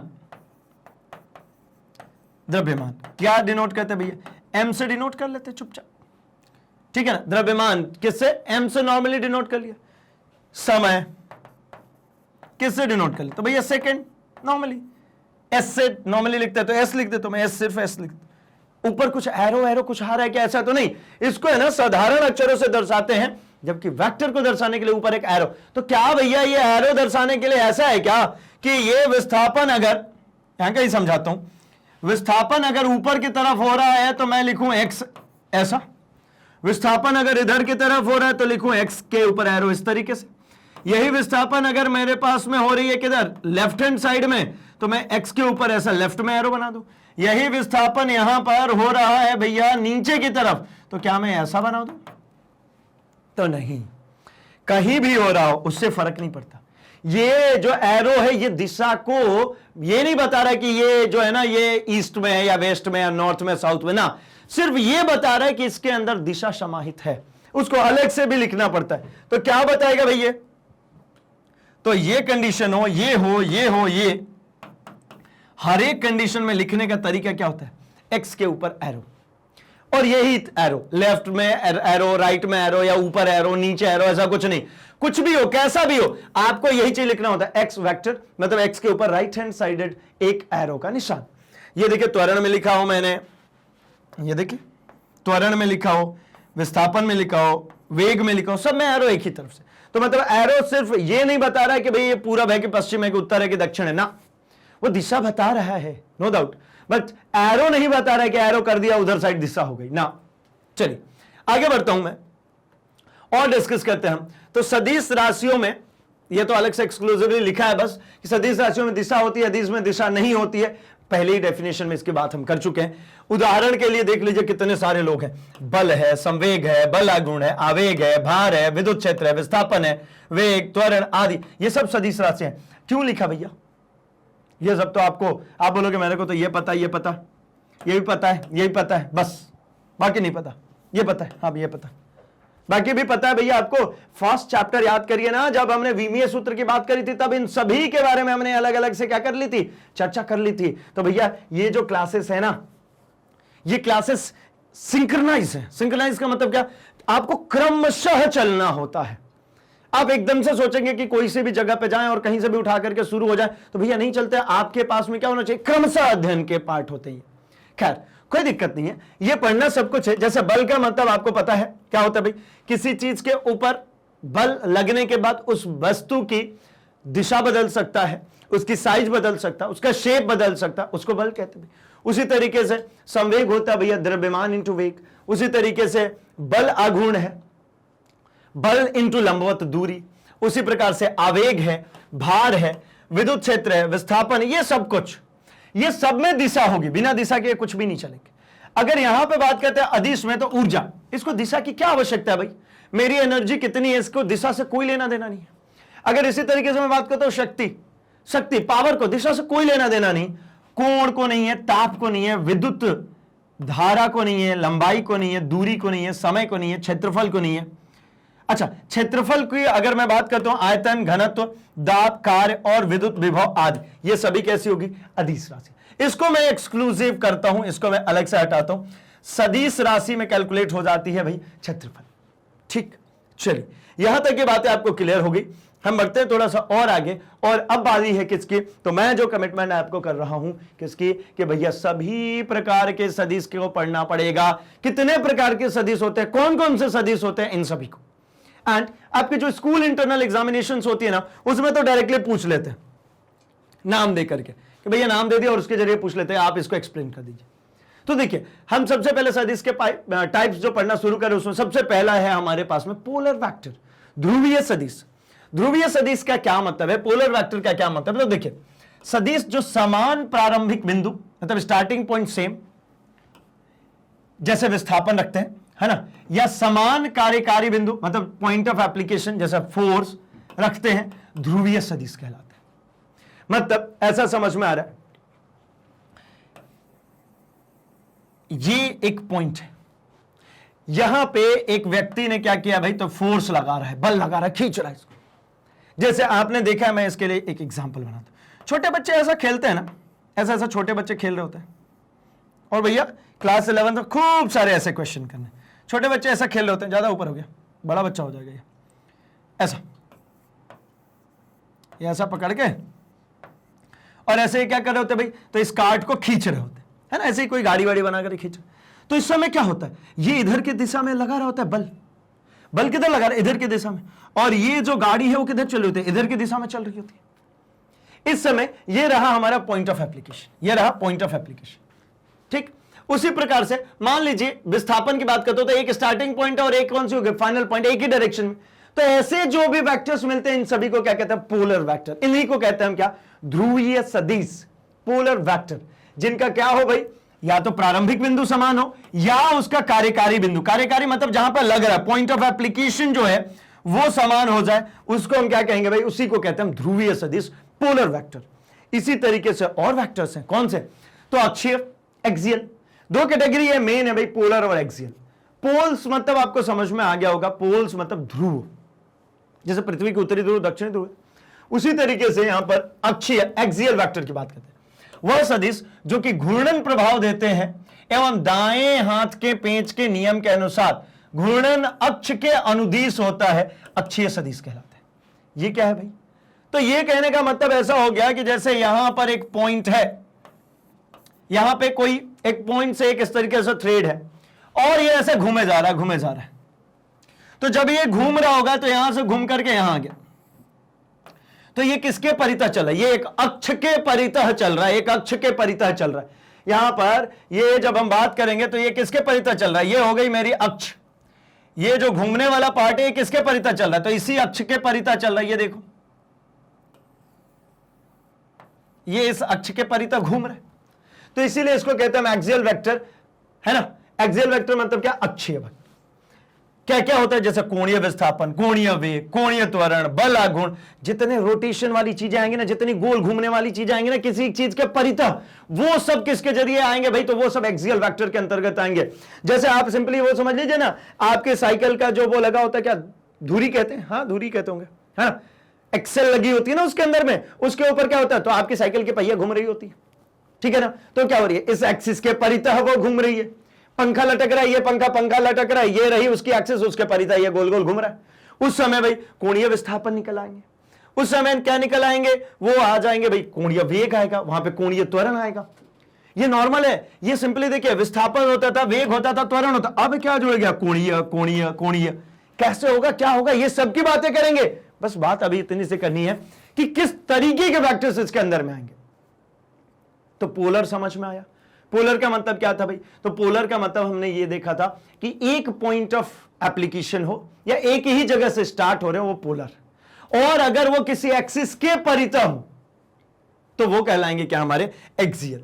अब थोड़े से औरों की बात करते हैं, मतलब और बहुत सारी वैरायटीज, ये दो तो मेन कैटेगरी हो गई, इसके बाद और भी बहुत सारी सब कैटेगरीज हैं।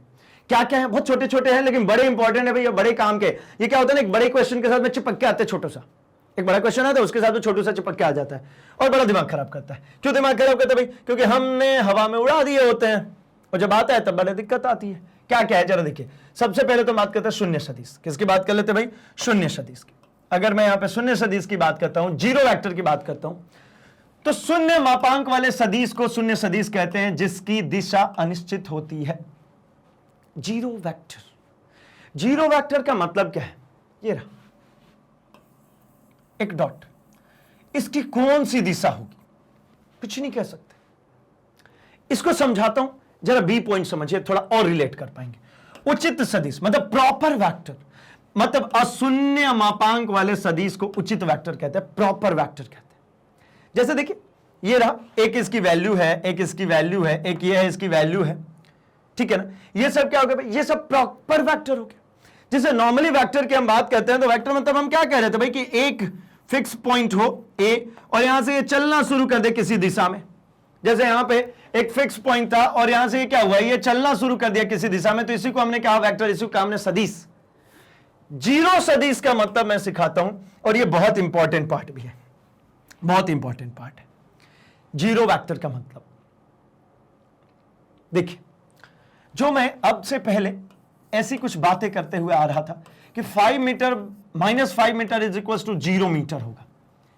बहुत सारे लोगों का कहना ऐसा हो सकता है 5 मीटर माइनस 5 मीटर, जीरो लिखो ना भैया, वो मीटर क्यों लगा रहे हो यार फालतू फोकट में, सिर्फ जीरो लिख दो, क्या मतलब है, जीरो ही तो है, मीटर लगाने क्या जरूरत? तो भैया है, मीटर लगाने से मुझे ये बात समझ में आती है कि भाई ये जो भी चीज है ये लेंथ का मेजरमेंट था। ये किसका मेजरमेंट था? ये लेंथ का मेजरमेंट था।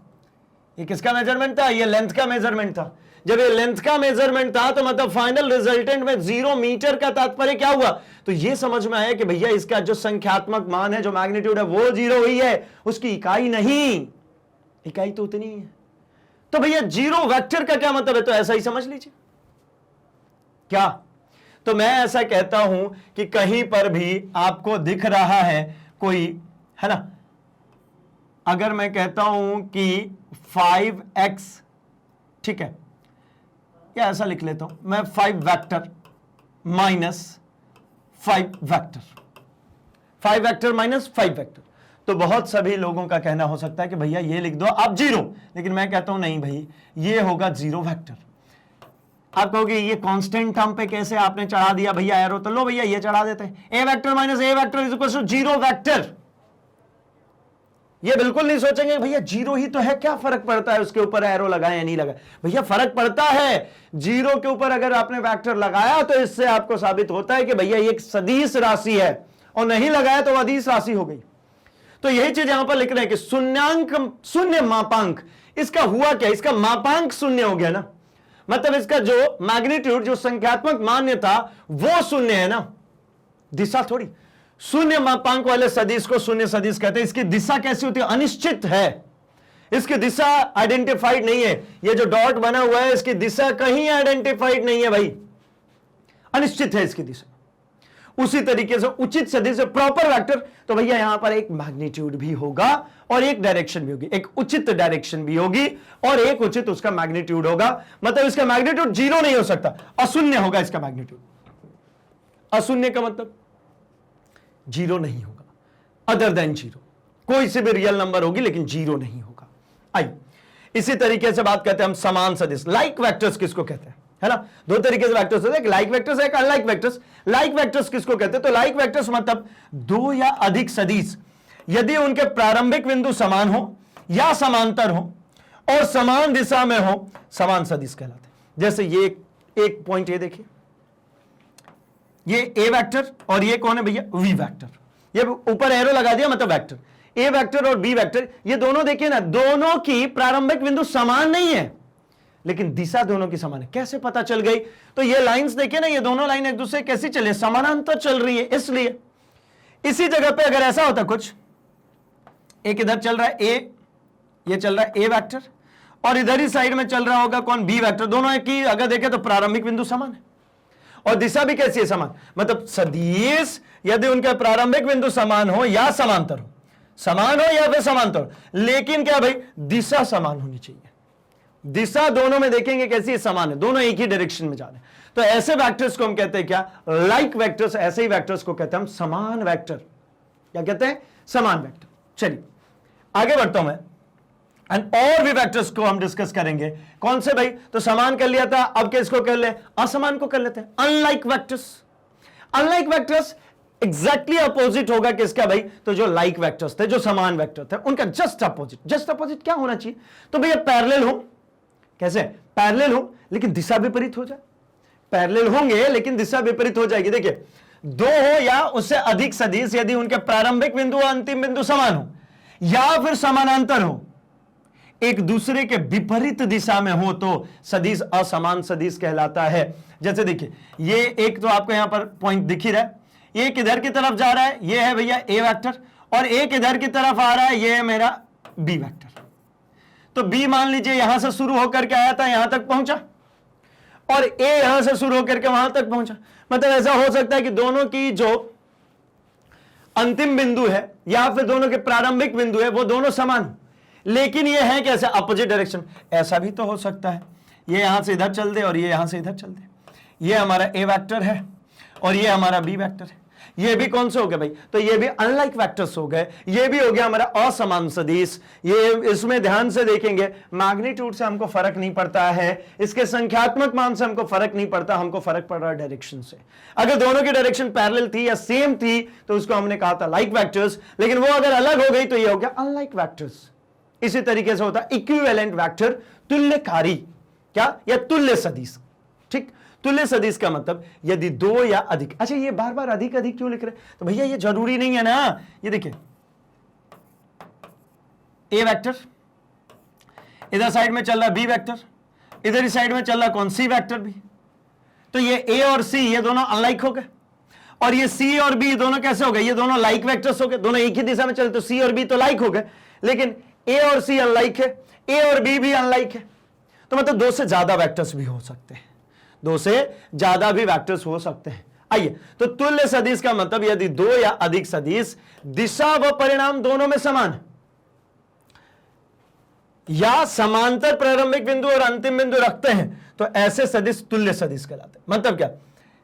सदिश की दिशा भी समान हो और परिणाम भी। यहां पे जब हमने लाइक वेक्टर्स की बात करी थी तब हमने नहीं कहा था कि परिणाम समान होगा कि नहीं, इसलिए हमने एक को छोटा एक को बड़ा भी बना रहे। लेकिन अगर ऐसा हो गया कि ये ए वेक्टर इधर चल रहा और बी वेक्टर भी इधर ही चल रहा, दोनों की दिशा भी समान है और दोनों के संख्यात्मक मान भी समान है, मतलब इसकी लेंथ भी सेम है, मतलब संख्यात्मक मान सेम होगा। तो अगर ऐसी कंडीशन आ गई तो ये इक्वल वेक्टर्स हो गए। इक्वल मतलब क्या? बराबर वेक्टर, चाहे आप ए को कहिए या बी को कहिए, दोनों सेम है। चलिए, ये हो जाते हैं हमारे तुल्य वेक्टर्स, मतलब इक्विवेलेंट वेक्टर्स। ठीक, आगे बढ़ता हूं मैं अपने अगले पोजीशन पे, एंड अब जरा डिस्कस करते हैं हम रेखीय सदिश को, कोलिनियर वेक्टर्स। दो तरीके भाई, एक कोलिनियर और एक है कोप्लानर। कोप्लानर का मतलब एक ही प्लेन में, और कोलिनियर का मतलब होता है कि ये संरेखीय हो, संरेखीय सदिश। दो या अधिक सदिश संरेखीय सदिश कहलाते हैं यदि वह एक दूसरे के समान या समानांतर या प्रारंभिक व अंतिम बिंदु रखते हैं। एक दूसरे के समान हो, एक दूसरे के समानांतर हो, तो ये क्या कहलाते हैं भाई? ये कहलाते हैं हमारे क्या? कोलिनियर। जैसे कोलिनियर का मतलब समझिए, इसकी बात करता हूं, ये जो दिख रहा होगा आपको कौन सा? येलो और रेड वाले, ये यहां से यहां तक चल करके गया और ये भी यहां से आगे की तरफ, मतलब दोनों संरेखीय हैं, एक ही रेखा में है। और ये भी ध्यान से देखिए, ये भी एक ही रेखा में है लेकिन दिशा विपरीत है। इनके क्या कहना होगा? इनको संरेखीय सदिश भी कहते हैं। संरेखीय सदिश का मतलब क्या? संरेखीय में एक ही रेखा में होने चाहिए। ये देखिए ना, ये एक ही रेखा में, ये एक ही रेखा में, ये जो है एक ही रेखा में है, लेकिन ध्यान से देखेंगे एक ही रेखा में तो यहां पर दोनों की दिशा जो है वो समान है। यहां पर अगर आप देखेंगे तो इनकी दिशा एक ऊपर की तरफ और एक नीचे की तरफ, लेकिन है तो एक ही लाइन में। ठीक इसी तरीके से कोप्लानर का मतलब समतलीय, मतलब होने एक ही समतल में चाहिए, एक ही समतल में। जैसे ये देखिए, ये आड़े टेढ़े कहीं पर भी पड़े लेकिन है तो एक ही समतल में। इसको समझने के लिए आप नॉर्मली समझ लीजिए इस तरीके से, बहुत सारे ऐसे अल्पिन जमीन पे बिखरा दिए, बहुत सारे अल्पिन क्या किए? जमीन पे बिखरा दिए। तो भैया जो सदिश होती है उसमें क्या कहते हैं कि एक उसका टेल पॉइंट होता है, मतलब सदिश को इस तरीके से लिखते हैं ना, ये इसका टेल पॉइंट हो गया और ये इसका एरो हेड हो गया, ये टेल हो गया और ये कौन सा हो गया? Head point. मतलब ये इसका बेस हो गया जहां से ये प्रारंभ हुआ और ये आगे की तरफ बढ़ रहा है। भैया जो तीर का निशान दिख रहा, तो अल्पिन ऐसा ही तो दिखता है। ऐसे बहुत सारे अल्पिन बिखरा दीजिए, तो कोई इधर से बिखरा है, कोई इधर से बिखरा है, कोई इधर से बिखरा है, कोई इधर से जाएगा, कोई इधर हो जाएगा, कुछ भी हो, लेकिन एक ही सतह पे से एक पेपर पे फैला दीजिए तो वो पेपर एक समतल हो गया और ये सभी सदिश एक ही समतल में, इसी को कहते हैं कोप्लानर वेक्टर। मतलब 3 या अधिक समतल सदिश समतलीय सदिश कहलाते हैं यदि वह एक ही तल में होते हैं या उसके समानांतर तल में हो तो सदिश हमेशा समतलीय होंगे। समानांतर तल में भी चलेंगे भैया, मतलब एक तल ये हो गया, एक तल नीचे हो गया, ये दोनों में ही हो, दोनों समानांतर तल हैं। यहां पर भी अगर इस तरीके से एरोस बने होंगे, यहां पर भी ऐसे एरोस बने होंगे, तो ये दोनों ही क्या कहलाएंगे, ये दोनों ही कोप्लानर ही कहलाएंगे, समानांतर तल में हैं। ठीक है, चलिए अल्टीमेटली मुझे समझ में आ रहा है कि ये सब कुछ डायरेक्शन के लिए गेम चल रहा है, यानी डायरेक्शन को थोड़ा सा दिमाग में रखेंगे तो दो समतल है, मतलब डायरेक्शंस तो सेम ही सेम हो सकती है ना, इसके ऊपर जो भी रखे होंगे एल्पिन और इस पे रखे होंगे। चलिए, तो ये भैया यहां तक हम लोग जो देख रहे हैं, ये हम देख रहे हैं क्या, अलग अलग टाइप के, अलग अलग प्रकार के जो सदिश होते हैं। अब किसकी बात करें, तो अब बात करते हैं हम जरा नेगेटिव वेक्टर की और यूनिट वेक्टर की। तो सबसे पहले नेगेटिव वेक्टर की बात करता हूं। नेगेटिव वेक्टर का मतलब क्या है, नेगेटिव वेक्टर का सीधा मतलब भैया अगर डायरेक्शन अपोजिट हो गई है ना तो वह नेगेटिव वेक्टर है। कैसे, देखिए, यदि किसी सदिश का दिए गए सदिश के समान मापांक है एवं दिशा उसके विपरीत हो तो ऐसी सदिश दिए गए सदिश का ऋणात्मक सदिश कहलाता है। ये यहां से यहां तक जो गया था ये पी क्यू वैक्टर, या यूं कह लूं मैं इसको कह लेता हूं ए वैक्टर, और ये इधर से इधर आ रहा है, ये सॉरी ऐसा थोड़ी, ये इधर से इधर आ रहा है, वो कौन है, बी वैक्टर। पहले वाले में जो दिख रहा है पी से क्यू तक जा रहा है उसकी डायरेक्शन अलग थी और यहां पे इसकी डायरेक्शन क्या होगी, बदल गई। अगर ये डायरेक्शन बदल गया मतलब इसको कैसे लिख सकते हैं, तो p q equal to negative of q p, p q is equal to negative of q p. मापांक दोनों के सेम होंगे, दोनों सेम लाइन है, लेकिन ये इसके जस्ट क्या है, अपोजिट है, जस्ट एक दूसरे के ऐसे विपरीत आ रहे हैं। ठीक है, तो इसीलिए इसको कहते हैं हम क्या, नेगेटिव ऋणात्मक सदिश। अब यूनिट सदिश क्या होता है, इकाई सदिश। तो यूनिट्स के मतलब क्या होता है, इकाई का मतलब क्या होता है, एकांक। एकांक कौन, तो एकांक होगा उसका संख्यात्मक मान। कौन हो जाएगा, संख्यात्मक मान। अब किसी का संख्यात्मक मान जो है वो एकांक हो गया, किसी का संख्यात्मक मान कितना हो गया, एकांक हो गया। अगर संख्यात्मक मान एकांक हो गया तो मैं सिर्फ एक, और यहां पर मैं क्या लिखूं, अब मैं लिखूंगा सिर्फ दिशा। ठीक है ना, सदिश ऐसी लिखी जाती थी ना, सदिश में क्या होता था, एक संख्यात्मक मान और उसके साथ में दिशा। अब संख्यात्मक मान को मैंने कितना कह दिया कि संख्यात्मक मान एक हो गया, तो बची क्या इसमें, सिर्फ और सिर्फ दिशा।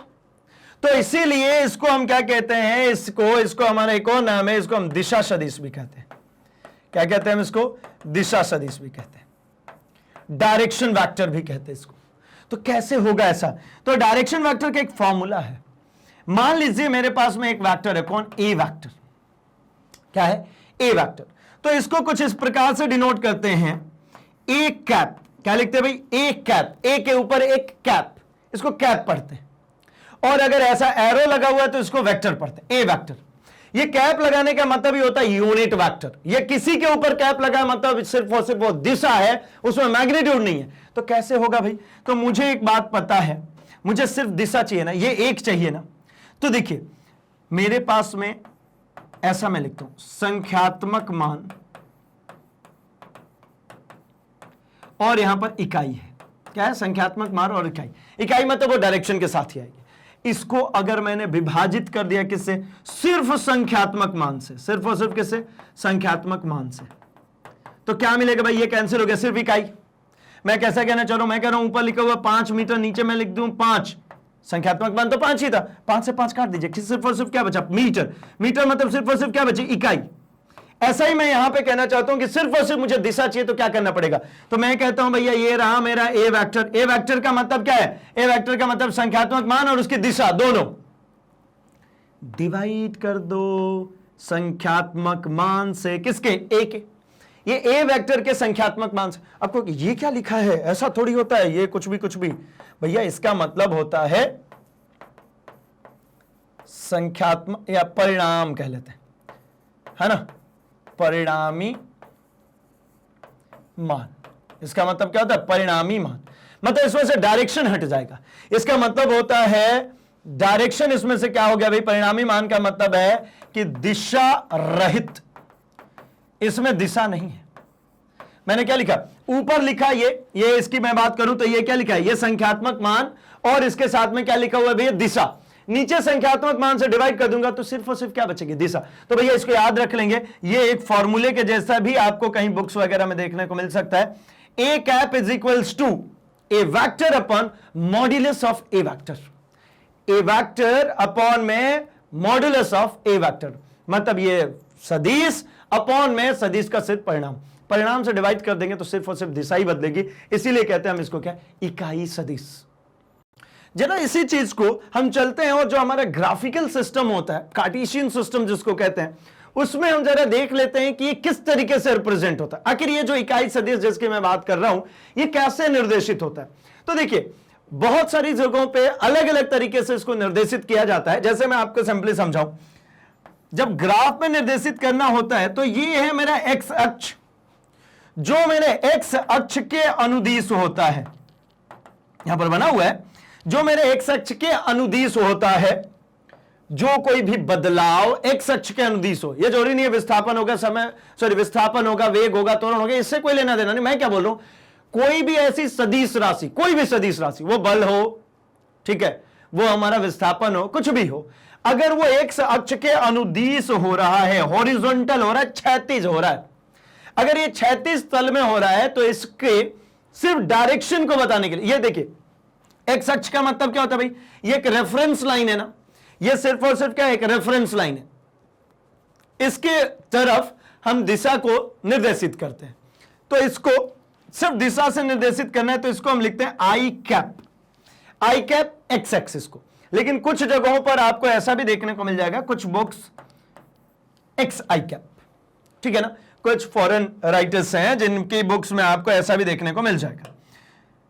अगर यही चीज ऊर्ध्वाधर अक्ष पे, मतलब वाय अक्ष पे कोई भी चीज निर्देशित की जा रही हो तो वाय अक्ष पे लिखे जाने के लिए क्या लिखेंगे भाई, तो ये होती है हमारी जो परपेंडिकुलरली चल रही है, इसको हम कहते हैं भाई जे कैप, या कुछ बुक्स में क्या बोल रहा हूं मैं, sorry, Y j cap, cap तो लगेगा और ये सब स्मॉल में रहते हैं, ठीक है ना, ये आई कैप, ये जे कैप, ठीक है, ये आई कैप, ये जे कैप, और इसी तरीके से जो हमारी थर्ड एक्सिस होती है, तीसरी जो एक्सिस होती है, ये इस एक्सिस को हम कहते हैं क्या भाई, तो इसको हम कहते हैं जेड एक्सिस, इसको क्या कहते हैं हम, जेड अक्ष। इस पे कोई चीज निर्देशित हो रही हो तो इसको लिखते हैं हम के कैप, ठीक है, सब कुछ स्मॉल में चल रहा है, के कैप, या फिर क्या भाई, तो जेड के कैप, ऐसा भी निर्देशित करते हैं। ये दोनों एक ही चीज को निर्देशित करें, आई कैप कहिए, ये एक्स आई कैप कहिए, मतलब कहीं पे अब से पहले जो आप पढ़ रहे थे कि भैया अक्ष मतलब ये एक्स अक्ष, ये वाई अक्ष और ये जेड अक्ष, अब यही चीज क्या कहलाएगी सदिश में भाई, कहलाएगी आई कैप, जे कैप और के कैप, आई कैप, जे कैप, और तीसरी जो एक्सिस होगी उसको हम क्या कहेंगे, के कैप, ठीक है ना। कैप लगाने का मतलब समझ में आ गया ना भाई, कि सिर्फ और सिर्फ क्या, इकाई सदिश, इकाई सदिश का मतलब जिसमें सिर्फ और सिर्फ क्या दी गई है, दिशा सदिश, मतलब सदिश जिसका मापांक इकाई होता है तथा दिशा मूल सदिश के समान होती है, उसे दिए गए सदिश की दिशा में इकाई सदिश कहते हैं, यूनिट वेक्टर। मतलब अब समझ में आ गया। अगर मुझे कुछ कोऑर्डिनेट लिखना है, जरा देखिए, एक बिंदु है यहां पर, इसके कोऑर्डिनेट अब से पहले क्या लिखते थे भाई, तो आप नॉर्मली लिखते थे x, y, इसके निर्देशांक x, y लिखी जाती थी। ये जो वैल्यू यहां से होती है ये होती है मेरी x, और ये जो वैल्यू होती है ये होती है मेरी y। लेकिन अब यही चीज हमारे इस सिस्टम के अकॉर्डिंगली ये अब क्या कहलाएगी भाई, तो ये ऐसा ना लिखते हुए अब क्या लिखूंगा मैं, तो मैं लिख सकता हूं इसको x i cap comma Y j cap, ये क्या होगी, x i cap comma Y j cap. इसी तरीके से जब मैं इस एक्सिस में रहूंगा, इस प्लेन में कह सकता हूं, ये प्लेन किसको डिनोट करिए भाई, तो आप देखो यहां से ये कौन सी प्लेन है भाई, तो इस प्लेन का नाम, इस प्लेन का नाम है x y plane, x y सतह। ये जो है ये कौन सी सतह है, वाई जेड सतह है। तो यहां पर कोऑर्डिनेट कैसे लिखे जाएंगे भाई, तो यहां पर लिखे जाएंगे Y j cap comma Z k cap. इसी तरीके से ये तीसरे प्लेन को मैं कहता हूं, ये मेरा प्लेन हो गया कौन, एक्स जेड प्लेन। ये कौन सा प्लेन है, ये मेरा एक्स जेड प्लेन है, तो XZ प्लेन में यहां पर कोई पॉइंट होगा तो इसके लिए एक परपेंडिकुलर इधर और एक परपेंडिकुलर इधर, ठीक है ना। ये इसके पैरेलल और इसके ये पैरेलल, ये थोड़ा सा गड़बड़ दिख रहा है, ये इसके पैरेलल होगा, ठीक है। तो ये कौन सी प्लेन होगी भाई, XZ प्लेन। XZ प्लेन मतलब क्या, x i cap comma Z k cap, कैसे निर्देशित की जाएगी, x i cap comma Z k cap. अब तो बात क्लियर होगी कि ये वही सब कुछ है, लेकिन जब इसको वेक्टर फॉर्म में रिप्रेजेंट किया जा रहा है तो ये कोऑर्डिनेट्स देखिए किस तरीके से लिखे जा रहे हैं। जो नॉर्मली आप इसमें क्या लिखते थे, यहां पर अगर कुछ होगा तो x कॉमा वाई, यहां पर अगर कोई चीज होता है तो y कॉमा जेड, और यहां पर अगर कोई चीज होता है तो x कॉमा जेड, लेकिन यहां पर सब कुछ कैसे हो गया, बदल गया। तो कुछ बातें अब समझ में आ गई होंगी कि भैया दिशा सदिश अगर लिख रहे हैं, दिशा सदिश अगर लिख रहे हैं, इकाई सदिश लिख रहे हैं तो किस तरीके से होगा, और इन सदिशों को कैसे रिप्रेजेंट किया जा रहा है ये भी समझ में आए।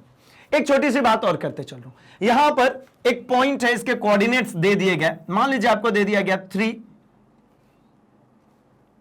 4, और आपसे कहा जा रहा है कि ये यहां से यहां तक, यहीं से आप कुछ बातें सीखेंगे, यहां से यहां तक, यहां से ये यहां तक, ठीक है ना, यहां से यहां तक जो है ये ओरिजिन है, और ये कह देता हूं मैं, ये है आर वेक्टर। कौन सा वेक्टर है, आर वेक्टर।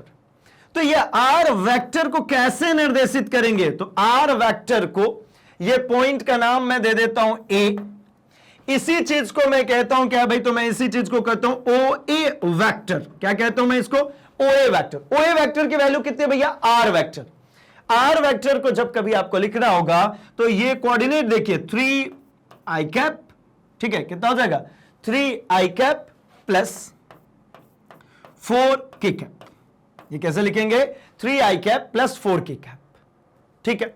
इसी तरीके से अगर मान लीजिए यहां कहीं पर कोई पॉइंट होता, ये यहां पर, इसको बी कह लेता हूं, यहां पर अगर आपको लिखना है क्या भाई, ओबी वेक्टर, तो ओबी वेक्टर को मान लो, एक काम और कर देता हूं, इसको R1 कह लेता हूं, इसको R2 कह देता हूं, ये 1 कह लेता हूं, इसको 2 कह देता हूं। ये कितना होगा भाई, तो इसके कोऑर्डिनेट्स देख लेते हैं। यहां पर कोऑर्डिनेट जो आएगा वो क्या आएगा, y कॉमा z, क्या आएगा y कॉमा z। कुछ नंबर भी ले सकते हैं, जैसे 3 4 लिया था, मैं yz के टर्म बता दे रहा हूं, तो y j cap plus z k cap. और एक ऐसा पॉइंट है, यहां कहीं पे एक पॉइंट ले लेता हूं, ये इसमें x भी है, y भी है और z भी है। कौन कौन सी, x y z, free space. यहां कहीं पे मैं कह रहा हूं, यहां पे तीनों चीजें, इसको कैसे कोऑर्डिनेट्स को समझते भाई, फ्री स्पेस में यहां पर एक पॉइंट बना लीजिए। तो ये देखिए, ये जो पॉइंट है, आप ऐसा करके अभी देख सकते हैं, आपके निचले तल से, मतलब धरती से ऊपर की तरफ एक एक्सिस इस वाली दीवार से आपकी होगी, और एक एक्सिस ये सामने वाली दीवार से होगी। मतलब 1 2 और 3 तो इधर एक्सिस दिख रहे हैं, और 3 ही इसका जस्ट उल्टे एक्सिस और हो जाएंगे, ठीक है। तो पूरे एक्सिस आपके कितने दिख गए भाई, तो 4 आपकी दीवारें और एक छत और एक बेस, मतलब कुल कितनी, 6। तो यहां पर आपको 6 की 6 एक्सिस देखने को मिलेगी, 3 यहां दिख रहे हो, 3 इसके विपरीत होते हैं। जैसे क्या बोलना चाह रहा हूं मैं, ये हमारा y है, ये हमारा क्या है भाई, ये हमारा x है, और ये हमारा z है। तो इधर की तरफ होगा वो क्या हो जाएगा, ये माइनस ऑफ z हो जाएगा, इधर की तरफ होगा वो क्या होगा, माइनस ऑफ x हो जाएगा, और इधर की तरफ जो होगा वो क्या हो जाएगा, तो ये जो हो जाएगा ये माइनस ऑफ y हो जाएगा। तो मतलब एक जो वेक्टर जो दिख रहा है, एक जो मेरे को कोऑर्डिनेट सिस्टम दिख रहा है वो ये दिख रहा है, और एक ये दिख रहा है। एक क्लॉकवाइज कहते हैं और एक को एंटी क्लॉकवाइज कहते हैं। एक क्लॉकवाइज है और एक कैसा है, एंटी क्लॉकवाइज। चलिए, अब यहां से ये बातें समझ में आई होंगी अगर, तो यहां से आप देख सकते हैं क्या कि इसको कहते हैं हम पोजीशन वेक्टर। इसको क्या कहते हैं, इसको कहते हैं हम स्थिति सदिश। क्या कहते हैं इसको, स्थिति सदिश। ये दोनों ही क्या कहलाएंगे, स्थिति सदिश। ये भी और ये भी, ये दोनों क्या हैं, ये दोनों ही स्थिति सदिश है। स्थिति सदिश मतलब क्या, पोजीशन वेक्टर। पोजीशन, कहां से पोजीशन, तो अब मुझे पोजीशन बताना है, ओ से ए की क्या पोजीशन है, ओ से बी की क्या पोजीशन है। पोजीशन वेक्टर का मतलब आप सिंपली ये समझ लिया कीजिए कि जैसे पहले हम क्या कहते थे, हम घर से निकले और स्कूल चले गए। हमारा भाई घर से निकला और वो भैया कहीं है ना मार्केट चला गया, तो हम सिर्फ और सिर्फ ये पहले देखा करते थे कि मैं घर से कितने किलोमीटर स्कूल आया, मैं घर से कितने किलोमीटर, मतलब भाई कितने किलोमीटर भैया मार्केट गया। बट अब मुझे ये बताना है कि मैं घर से किस दिशा में स्कूल गया और कितना गया। भाई घर से किस दिशा में मार्केट गया और कितना गया, तो साथ में दिशा भी बतानी, इसीलिए इसको कहते हैं हम क्या, पोजीशन वेक्टर। दो सबसे इंपॉर्टेंट चीजें यहां पर चलती है, एक चलता है हमारा यूनिट वेक्टर और एक है हमारा पोजीशन वेक्टर। ये दो चीजें बहुत जगह पे आपको यूटिलिटी में बहुत सारी जगह यूज में मिलती रहेंगी। ये सब कुछ तो है ही जितने हमने फॉर्मेट्स पढ़े, साथ ही कुछ ऐसी इंपॉर्टेंट चीज जिनको हम देख लेते हैं, मतलब कुछ ऐसे important terms related two vectors जिसको आपको ध्यान में रखना होगा, जिससे आप कहीं पे अटकेंगे नहीं, कहीं पे फंसेंगे नहीं, इसके सारे कैलकुलेशन समझ में आते रहेंगे। ठीक है, तो देखिए क्या क्या होता है। देखिए कुल मिलाकर के ये जो पूरा पोर्शन है, पूरा इंट्रोडक्शन ऑफ वेक्टर्स कह सकते हैं हम। सदिश को इंट्रोड्यूस करें, सदिश को समझने कौन है, क्या है, कैसे है। तो देखिए पहला इसमें ध्यान रखना होता है, यदि किसी सदिश को उसी के समांतर सदिश में ले जाया जाए तो वो नहीं बदलता। किसी सदिश को उसी के समांतर ले जाए तो सदिश नहीं बदलता। मतलब पहले ये यहां था, अब इसको उठा करके यहां इंडिकेट कर दिया तो ये सदिश नहीं बदला। ये अगर ए वेक्टर है तो ये भी ए वेक्टर लिख सकते हैं। अगर यहां भी उठा के ले गए तो भी नहीं बदलेगा, लेकिन अगर ऐसा कर दिए तो ये बदल गया। कोण बदल देंगे, बदल जाएगा, सीधी बात है ना, दिशा बदल गई ना इसकी। अगर कोई चीज ऐसी चल रही है, ये मेरा ए वेक्टर है, ये अब खत्म हो गई लाइन, है ना, ये वाली लाइन खत्म। अब मैं कह रहा हूं ये मेरा एक ए वेक्टर है। अगर ये ए वेक्टर एक शिफ्ट कर दिया थोड़ा सा इधर की तरफ, अगर इसको थोड़ा सा और शिफ्ट कर दिया, पैरेलल बनो भैया, थोड़ा सा और शिफ्ट कर दिया तो ये वेक्टर नहीं बदला। ये समानांतर तल में कहीं पर भी लेके जाएंगे तो ये वेक्टर कभी भी चेंज नहीं होगा। पहली चीज ध्यान रखिए। जो कोप्लानर में भी मैंने दिखाया था ना, मैंने कहा था ना कि अल्पिन को एक निचली सतह पर रखिए और एक ऊपरी सतह पर, ये दोनों ही सेम टू सेम दिखेंगे। आगे यदि किसी सदिश को किसी कोण पर घुमाया जाए सिवाय 2 पाई के, 2 पाई मतलब कितना होता है 360 डिग्री या उसके मल्टीपल में, तो वह बदलता है।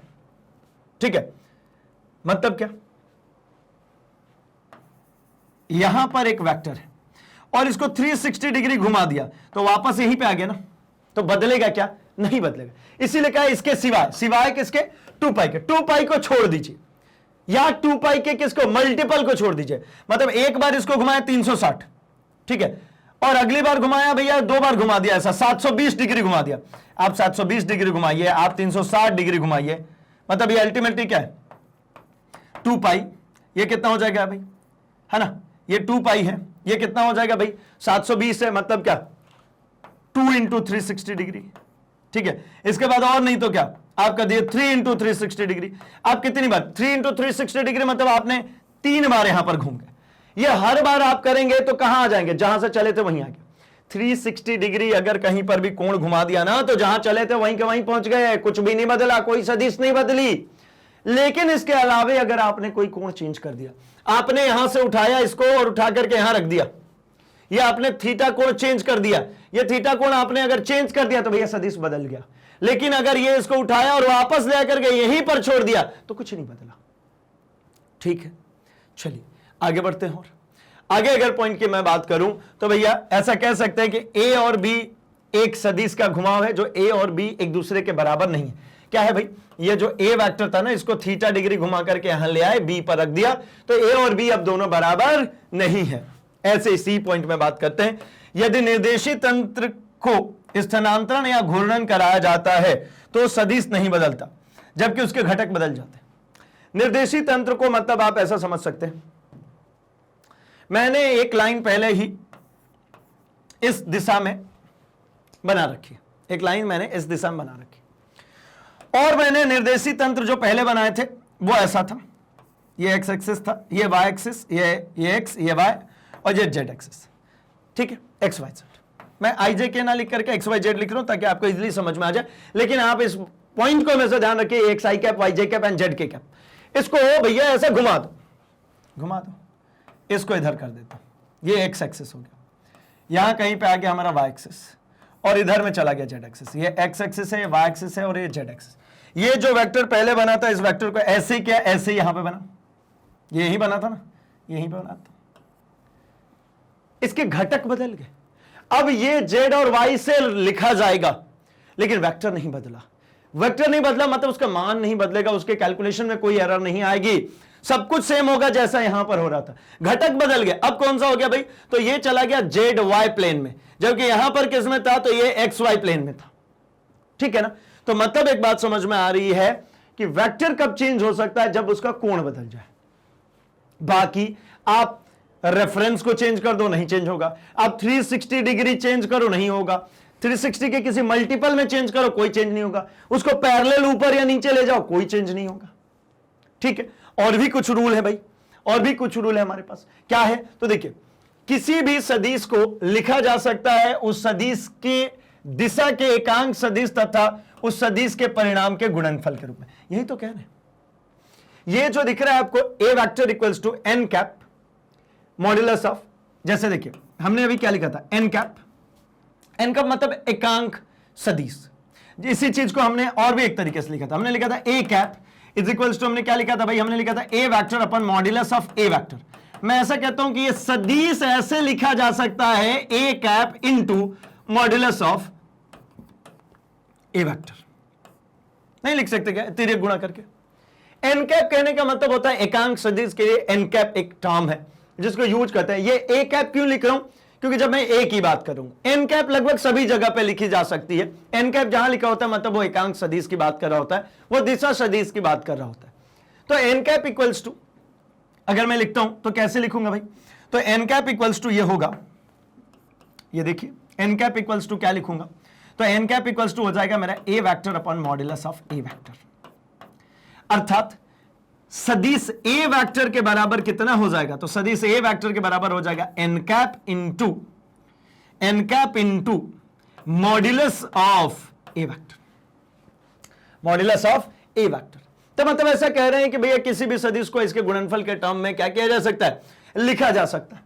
और आगे एक बात करते हैं, एक्स वाई जेड अक्ष के अनुदिश एकांक सदिश क्रमशः एक्स कैप वाई कैप जे कैप होते हैं। ये तो हम अभी बात करते हुए आ ही रहे हैं, है ना। एक्स अक्ष के अनुदिश जो होता है वो आई कैप, वाई के होता है जे, जो इसके अनुदिश होता है वो के कैप।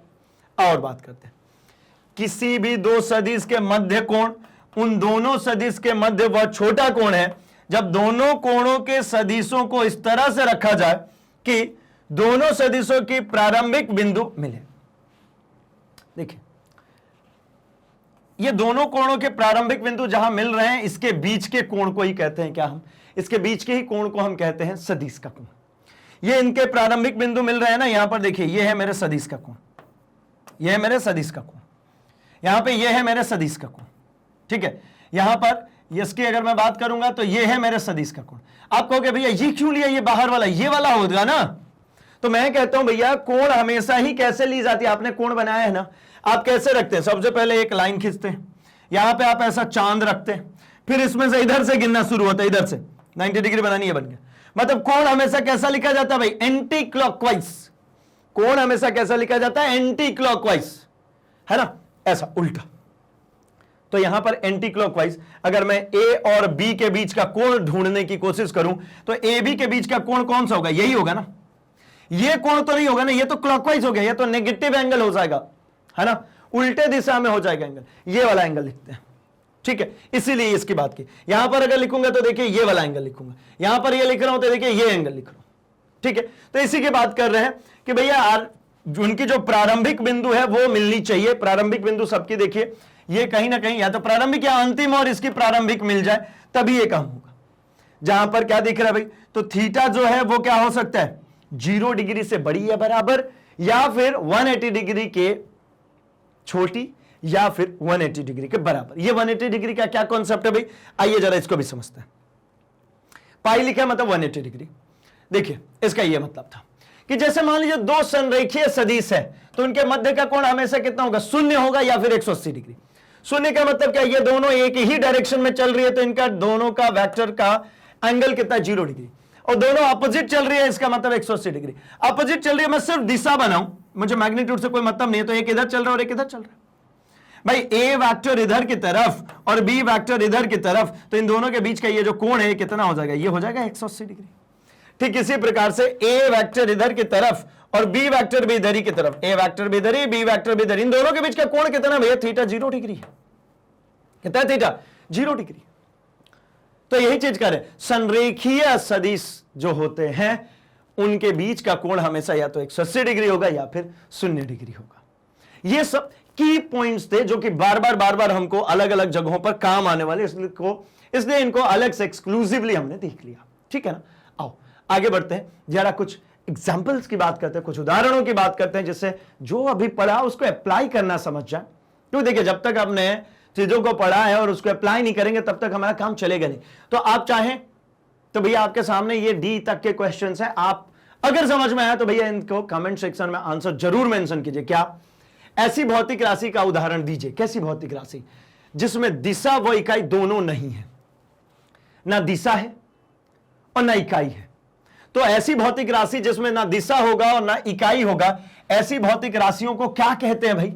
तो सबसे शुरुआती वाले पोर्शन में चलिए हमने क्या किया था भाई, ये जस्ट आपका क्लास टेस्ट हो गया एक। क्यों करना जरूरी है, क्योंकि जो आपने पढ़ा वो समझ में भी तो आना चाहिए ना। तो क्या होता है, हमने सबसे शुरुआती वाले टाइम पे अभी देखा था क्या कि भाई जो रेशियो होता है, जो अनुपात होता है, उसमें भैया ना तो दिशा होती है ना इकाई होती है। रेशियो में हमेशा क्या होता है, सिर्फ और सिर्फ परिणाम होता है, ठीक है ना, रेशियो अनुपात। अब ऐसी भौतिक राशि जो अनुपात हो, याद है क्या कुछ 10th क्लास में पढ़ करके आ रहे हैं, रिफ्रैक्टिव इंडेक्स, अपवर्तनांक, अपवर्तनांक क्या होगा भाई, अपवर्तनांक, और भी बहुत कुछ है भाई, ऐसा जरूरी नहीं है सिर्फ और सिर्फ अपवर्तनांक है ना, और भी चीजें हैं जिनके पास में, मतलब ऐसी सभी फिजिकल क्वांटिटीज जिनके पास में यूनिट ना हो और डायरेक्शन भी ना हो, ठीक है ना, जिसमें से अपवर्तनांक। क्यों अपवर्तनांक की बताया मैंने आपको, क्योंकि आपने यही एक पढ़ा हुआ है अभी क्लास 10 तक में, तो ये आपको याद आ सकता है। अपवर्तनांक अगर आपको याद हो तो अपवर्तनांक क्या होता था भाई, अपवर्तनांक होता था प्रकाश की चाल, ठीक है ना, प्रथम माध्यम में और प्रकाश की चाल द्वितीय माध्यम में का अनुपात।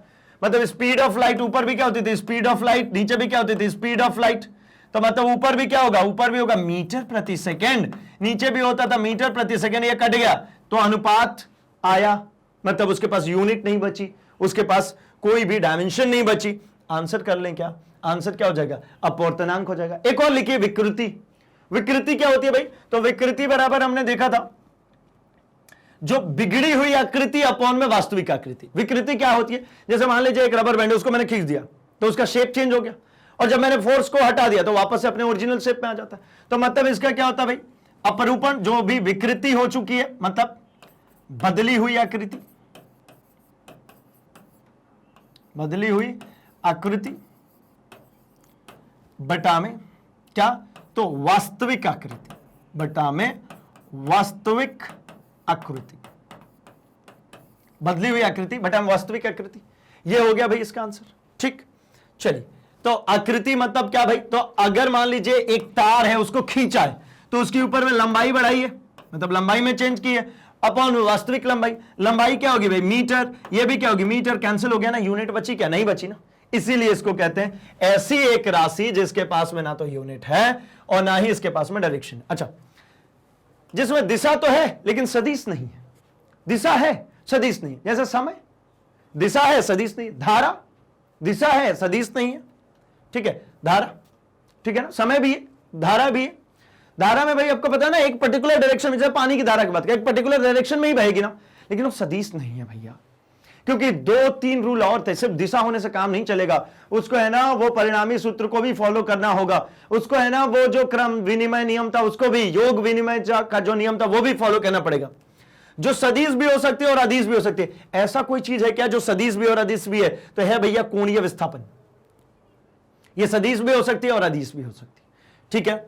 चलिए, जो ना तो सदिश है और ना ही अदिश है, ऐसा कोई चीज जो कि ना तो सदिश है और ना ही अदिश है, यह होता है भैया जड़त्व अगुण, ठीक है। जड़त्व अगुण ये ना तो सदिश है और ना ही ये अदिश है, दोनों में ही कैलकुलेट नहीं होती है। आगे बढ़ता हूं मैं जरा, और कुछ उदाहरणों की बात करते हैं। निम्न में किसके लिए परिणामी शून्य हो सकता है, मतलब परिणाम शून्य हो जाए। 2 असमान सदिश के लिए या 3 समतलीय सदिश के लिए 3 असमतलीय सदिश, परिणाम शून्य है। परिणाम शून्य कब हो सकता है भाई, तो परिणाम शून्य होने की एक ही कंडीशन है, कौन सी वाली, तो भाई देखिए ए जो दिख रही है, मतलब 2 असमान सदिश है, तो परिणाम शून्य तो कभी नहीं हो सकता। असमान मतलब क्या, मैग्नीट्यूड भी अलग हो सकता है, डायरेक्शन भी अलग हो सकता है। जब उसका मैग्नीट्यूड भी अलग हो गया, डायरेक्शन भी अलग हो गया, तो भैया कैसे शून्य होगा वो। अलग अलग चीजों को सब्ट्रैक्ट करके कभी 0 ला सकते हैं क्या, नहीं। अगला, 3 समतलीय सदिश, 3 सदस्य समतलीय है, एक ही समतल में, हो सकता है बराबर हो जाए, हो सकता है इनके बीच का जो डिफरेंस है वो कितना आ जाए, 0 आ जाए। 3 असमतलीय, असमतल होगा तो हो ही नहीं सकता भाई, बस ध्यान रखिए ये समतलीय होगा तो हो सकता है, बस एक ही समतल में होंगे तो ये पॉसिबल है, अदरवाइज ये कुछ भी पॉसिबल नहीं है। ठीक है, चलिए तो यहां तक हमने सीखा समझा किसको भाई, वेक्टर को, मतलब सदिश क्या होता है, कैसा होता है, उसके बारे में एक उसका इंट्रोडक्शन हमने कवर अप किया। इस इंट्रोडक्शन में हमको समझ में आ गया कि भैया सदिश जो है ना, ये नॉर्मली हमारे अदिश जैसे कैलकुलेशंस को फॉलो नहीं करने वाला, इसके पास में दिशा भी आएगी और बहुत सारी ऐसी कंडीशंस आएगी जहां पर दिशा भी होगा, इसके बाद भी हमको पता लगेगा कि वो सदिश नहीं है। तो मतलब इसके पूरी इंफॉर्मेशन हमने अब तक प्राप्त कर ली है। अब बारी है आने वाले सेशंस में डिस्कस करने की, किसकी, तो भाई आने वाले सेशंस में हमको डिस्कस करना है हमारे इसके जितने भी जो बीजगणितीय नियम है, कौन से, तो वेक्टर कैलकुलस की, भाई स्केलर हमको आती है, वेक्टर कैलकुलस अब हमको सीखना है। तो बाकी कोर्स कंटेंट के लिए आप क्या करते हैं, आप सिंपली करते हैं भैया अपने सर्च बॉक्स में magnetbrains.com टाइप, आपके सामने कुछ इस तरीके से पेज ओपन होता है जहां पर आप अपने टॉप कोर्सेस एक्सप्लोर कर सकते हैं, क्योंकि यही है India number 100% free online educational platform. क्या क्या मिलता है भाई, तो आपको मिल जाता है यहां पर CBSE English medium, CBSE Hindi medium, और सीबीएसई से घबराना नहीं है, CBSE that means NCERT based. NCERT based का क्या मतलब है, तो सभी स्टेट बोर्ड्स एनसीईआरटी को ही कहीं ना कहीं फॉलो करती हैं, तो आप किसी भी स्टेट बोर्ड से हो, आप सीबीएसई बोर्ड से हो, आप ये पूरे लेक्चर्स फॉलो कर सकते हैं। इसके साथ ही साथ अगर आप सीयूईटी की प्रिपरेशन कर रहे हैं, आपको एक्सक्लूसिव क्लासेस मिल जाती हैं, यूपी बोर्ड से हो या बिहार बोर्ड से हो, तो इसके लिए तो भैया पूरी तरीके से एक्सक्लूसिवली आपको सब कुछ देखने को मिल जाता है आपके बोर्ड के अकॉर्डिंगली।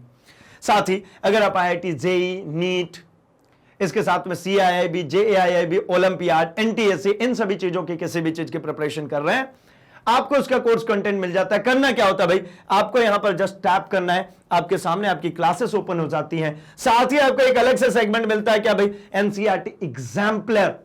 बहुत बहुत बहुत बहुत इंपॉर्टेंट होता है भैया कॉम्पिटिटिव पॉइंट ऑफ व्यू से, या फिर बोर्ड में एक अच्छे मार्क्स को स्कोर करने के लिए। एंड आपको अगर सेल्फ कॉन्फिडेंस चाहिए, आपको सभी कॉन्सेप्ट बिल्कुल फिंगरप्रिंट्स पे चाहिए, उसके लिए भी आपके लिए बहुत काम की चीज होती है एनसीईआरटी एग्जाम्पलर के क्वेश्चंस। ये questions ultimately extra learning material भी मिल जाता है। आप क्लास सिलेक्ट कीजिए, आपके सब्जेक्ट ओपन होते हैं, सब्जेक्ट पर जाइए, वॉच नाउ पे क्लिक कीजिए, कुछ इस तरीके से आपके चैप्टर्स ओपन हो जाते हैं, जहां पर आपको एक ही चैप्टर के फोल्डर के अंदर उससे रिलेटेड आपको मिल जाता है आपका सीबीएसई, आपकी एनसीईआरटी सॉल्यूशंस, उसके एनसीईआरटी के सारे कॉन्सेप्ट वीडियोस, उसके साथ ही साथ ये देखिए एनसीईआरटी के सारे आपके टॉपिक्स के साथ में आपको क्या मिल गया भैया, उसका सॉल्यूशन आपका उसका मिल जाता है, one shot revision, MCQs, previous year questions, most important questions, अब तो वैल्यू बेस्ड क्वेश्चंस भी आपको यहां देखने को मिल जाते हैं।